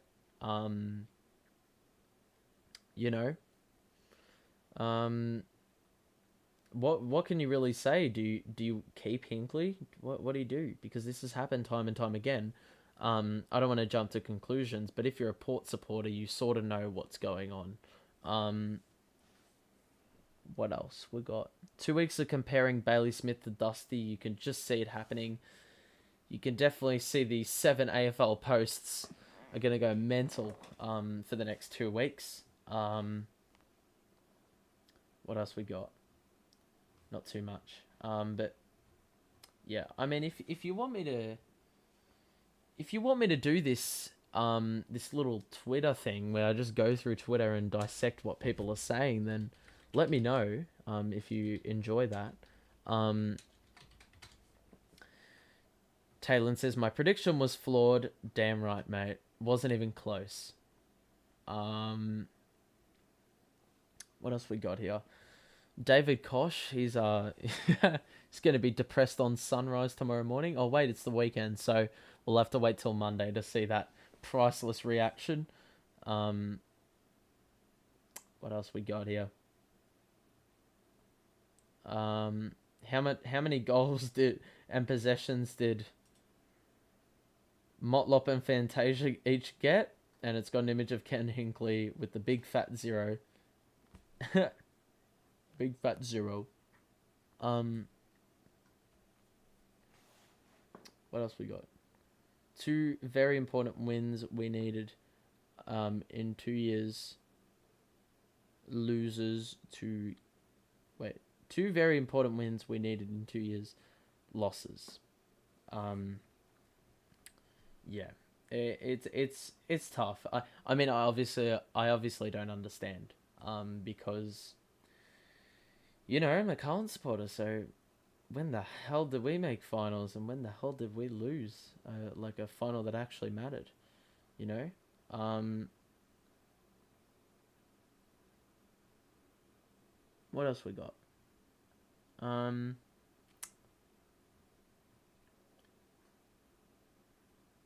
oh, people have just got a have gone back. Apparently Heath Shaw said in on the 24th of May, this is a post by 7AFL. Heath Shaw said on the Demons and Bulldogs, I don't think either of these teams will play off in the grand final. Well, he was proven horribly wrong. What else do we have? Dogs have racked up more than 7,000 kilometres in the air in the past fortnight and spent the bulk of the time in between locked in hotel rooms. Just amazing. And yeah, I think that's one thing that we don't... one thing that we underestimate about these teams this season, I think, has been harder than last season because you're going on planes in and out and in and out, and there's no continuity, there's no settling, you know, um, you're not really able to settle, get some good training in, and you know what I mean. You know what I mean when I'm saying that. But yeah, I think, you know, considering they've had to play all 3 weeks as well, you'd think that sometimes it'd be a bit of a it contribute to a fair bit of fatigue in the game at some point, and the Dogs played a very tough game on the weekend. But the fact that they were able to win so convincingly is just nuts, and it's also speaking volumes about how shit Port played tonight. Just absolute garbage. Um, Talon says haircut reveal. Wearing a hat indoors is disrespectful. Well, the reason I'm wearing a hat is because I haven't had a haircut in about 4 months, 5 months. I'm not even joking. So hair's been at its longest in a long, long time, and that is why the hat is not coming off at all. So yeah, but yeah, once it's cut, we'll flex the trim, but for the moment, it's the hat's staying on. What else we got? Well, we don't have too much else. There's not really much that's updated. Someone said breaking power outage reportedly affecting the Adelaide Oval. Yep, sadly, and I think if there was an actual power outage at the Adelaide Oval, it really contribute to the mood. I said before, it pissing down really was contributing to, what you see in movies where like some sad person walks home in the rain. Mate, if you shut the lights off at the Adelaide Oval and it's pissing down, it adds even more to the pain. In 1995, Geelong crushed Richmond by 89 points at VFL Park, whilst Carlton were too good for North Melbourne and won by 62 points. That was the last time Carlton won a premiership, and that's probably the last time we had such ridiculous blowouts in the prelim finals. So great season. Really wish I could experience it. I mean, I miss the golden age for Carlton. The 80s, the 90s, when we were actually decent, we were competing. Oh, would have been wonderful. Um, what else we got? Um,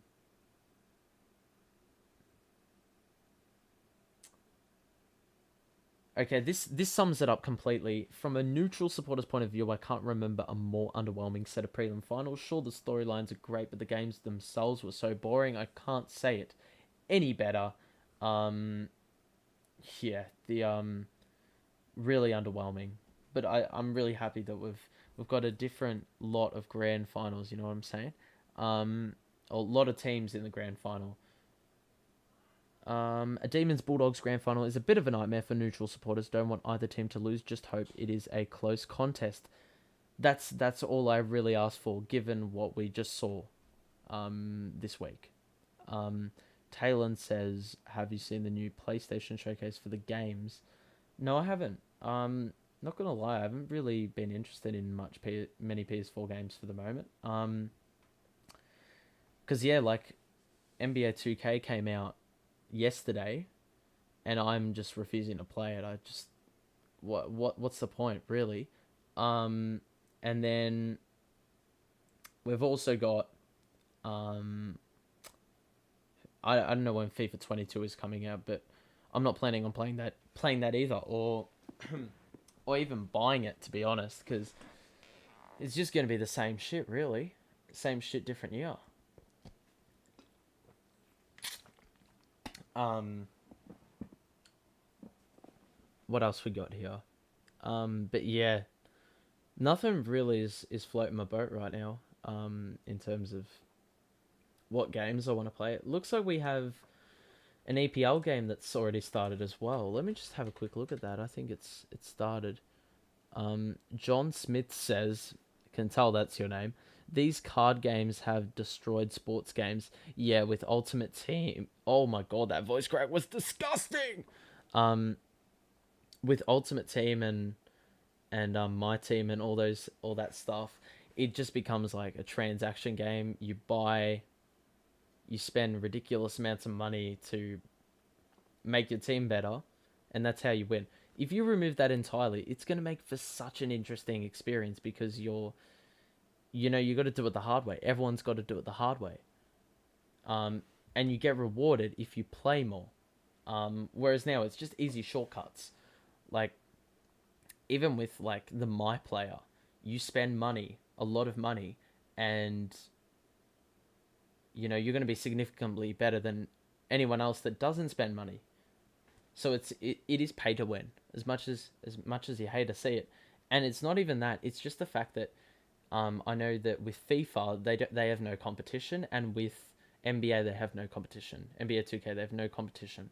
Um, yeah, it's really sad. That's the way it's run. Um, but because of that, because there's no competition, they're not held accountable for their mistakes. And people, because there's no other games to play, that's what they're buying. So, yeah, it sort of sucks. But Crystal Palace playing Tottenham right now, and that's a 0-0 draw. If you're into EPL, mate, just watch that. Um, but Everton don't play till Monday, so that's the game I'm going to be doing, and we'll have a little recap on Tuesday morning, I reckon, because the game is at 5 in the morning. Should I stay up for that? I don't know. NFL has no comp either. Yeah, I mean, EA is just a money grab. It's all about transactions for them. Um, anyone new to the stream, we're just talking about anything at this point. Um, yeah, if you're enjoying it, make sure to like the video. If you have any thoughts about anything like this, about these sports games or any PS4 games, we'll have a little discussion about it because why not? We'll probably go till 11 o'clock like we did last time out. Um, yeah, but yeah, it's just a problem because they're not like these kids are going to keep buying. buying these games because they've got nothing else to play, and they will beg their parents to buy the game.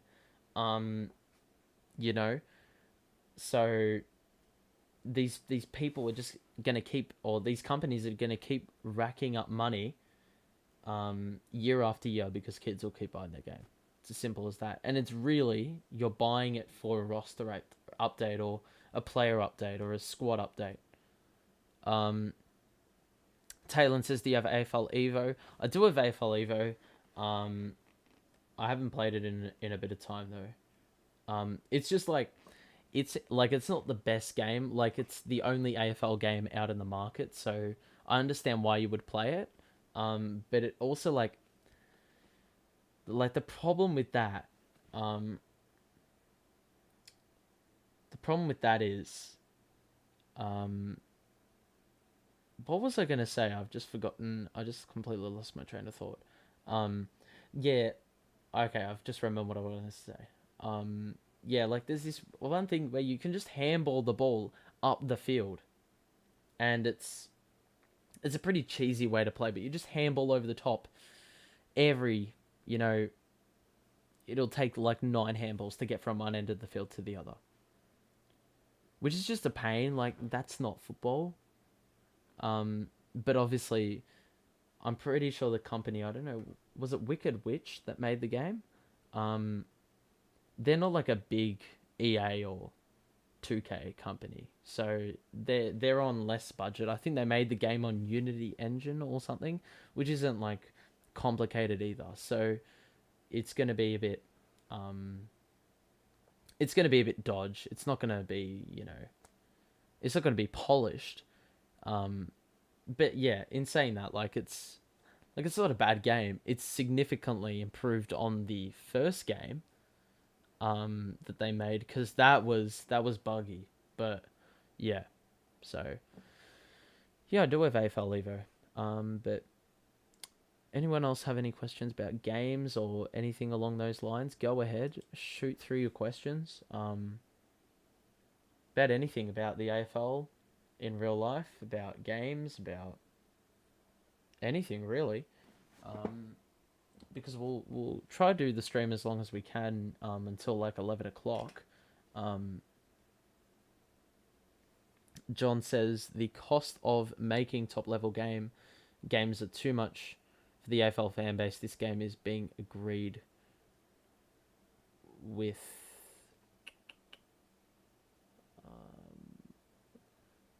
I don't know if that was English, but like I sort of get what you're saying with, um, yeah, considering with the AFL, we're not like a big NBA or like soccer, like we're or football is what the British people would say and tell me to say. But it's not a global sport. It's just Australian based, and we don't have a huge following. So obviously that's going to be contributing partially to how much we spend on games. I think it's just more to do with the game engine, um, and the game company that's making the game. That's where the quality of the game's going to come from. Um, Jacob says, "Who you got for the grand final? I want the D's to win, but I don't really care who else wins." John says, plus 18 players versus 11 players, is a difference. Look, both games are flawed in their own ways. If we're talking about FIFA and AFL, but like, yeah, I mean, you're never going to get a perfect sports game, but you want it to be somewhat close. And I mean, I've played FIFA like recently as today, and just the scripting on that game is absolute BS, especially if you play on the higher difficulties. I play a bit of career mode, so it's just painfully annoying. Um, but yeah. Any other questions? Is there anything else? Palace Tottenham is still 0-0. I'm just excited for the this matchup in 2 weeks though. Not gonna lie. Um, yeah, it's great. It's gonna be good. Um,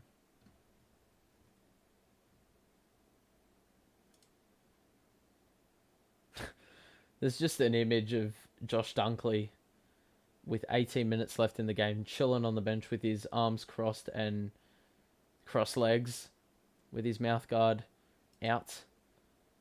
Um, Port got out coached big time. Yeah, they didn't adjust at all.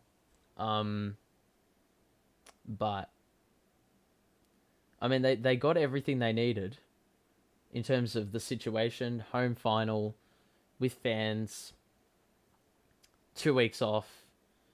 No, that wasn't enough apparently. But I think we got to credit the Bulldogs to an extent. But I mean, they just didn't cope with the same shit. They didn't adjust to it.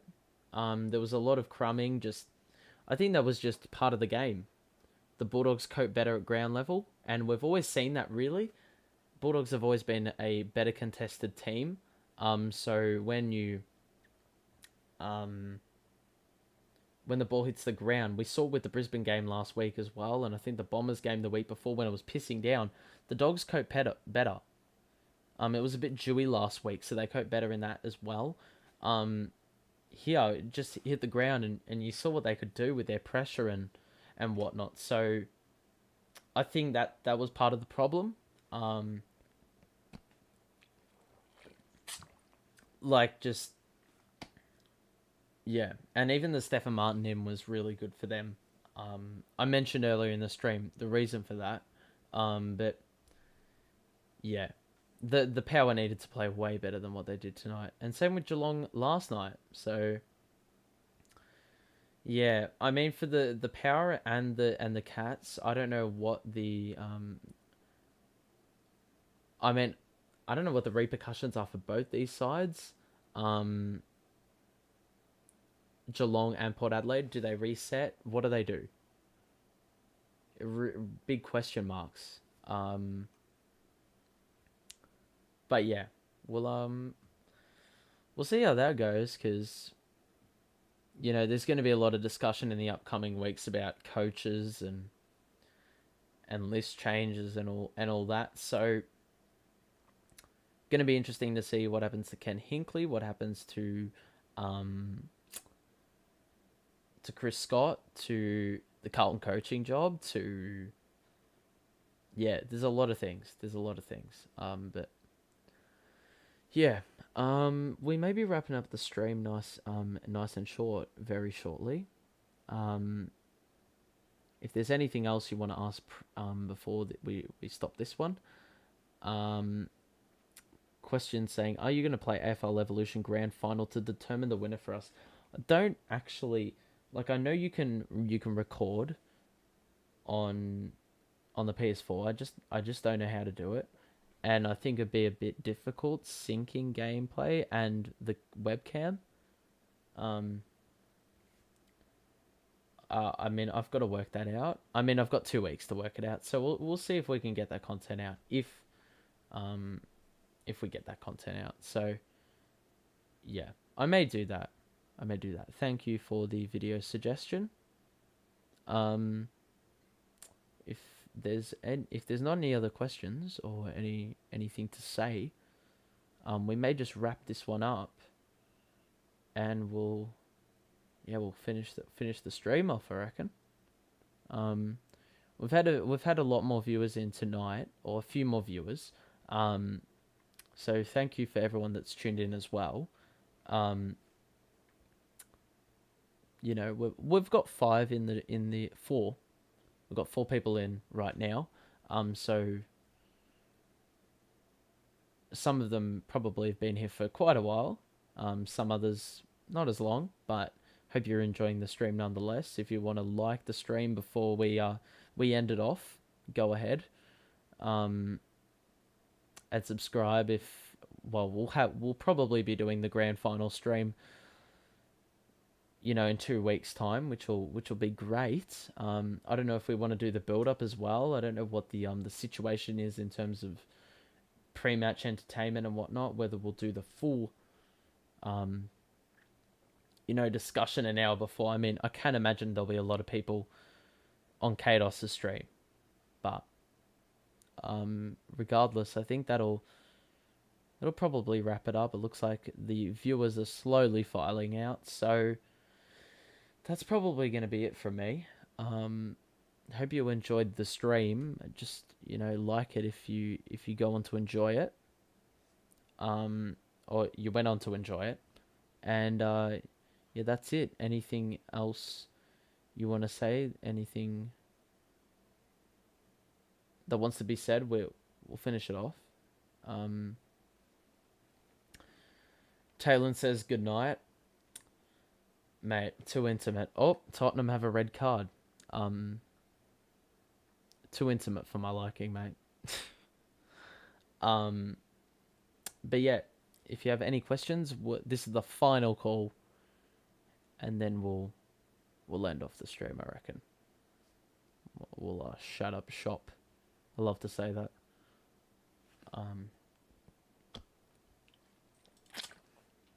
We'll just check to see who got the red. Tanganga got the red. Palace have dominated 11 shots to 1. Amazing.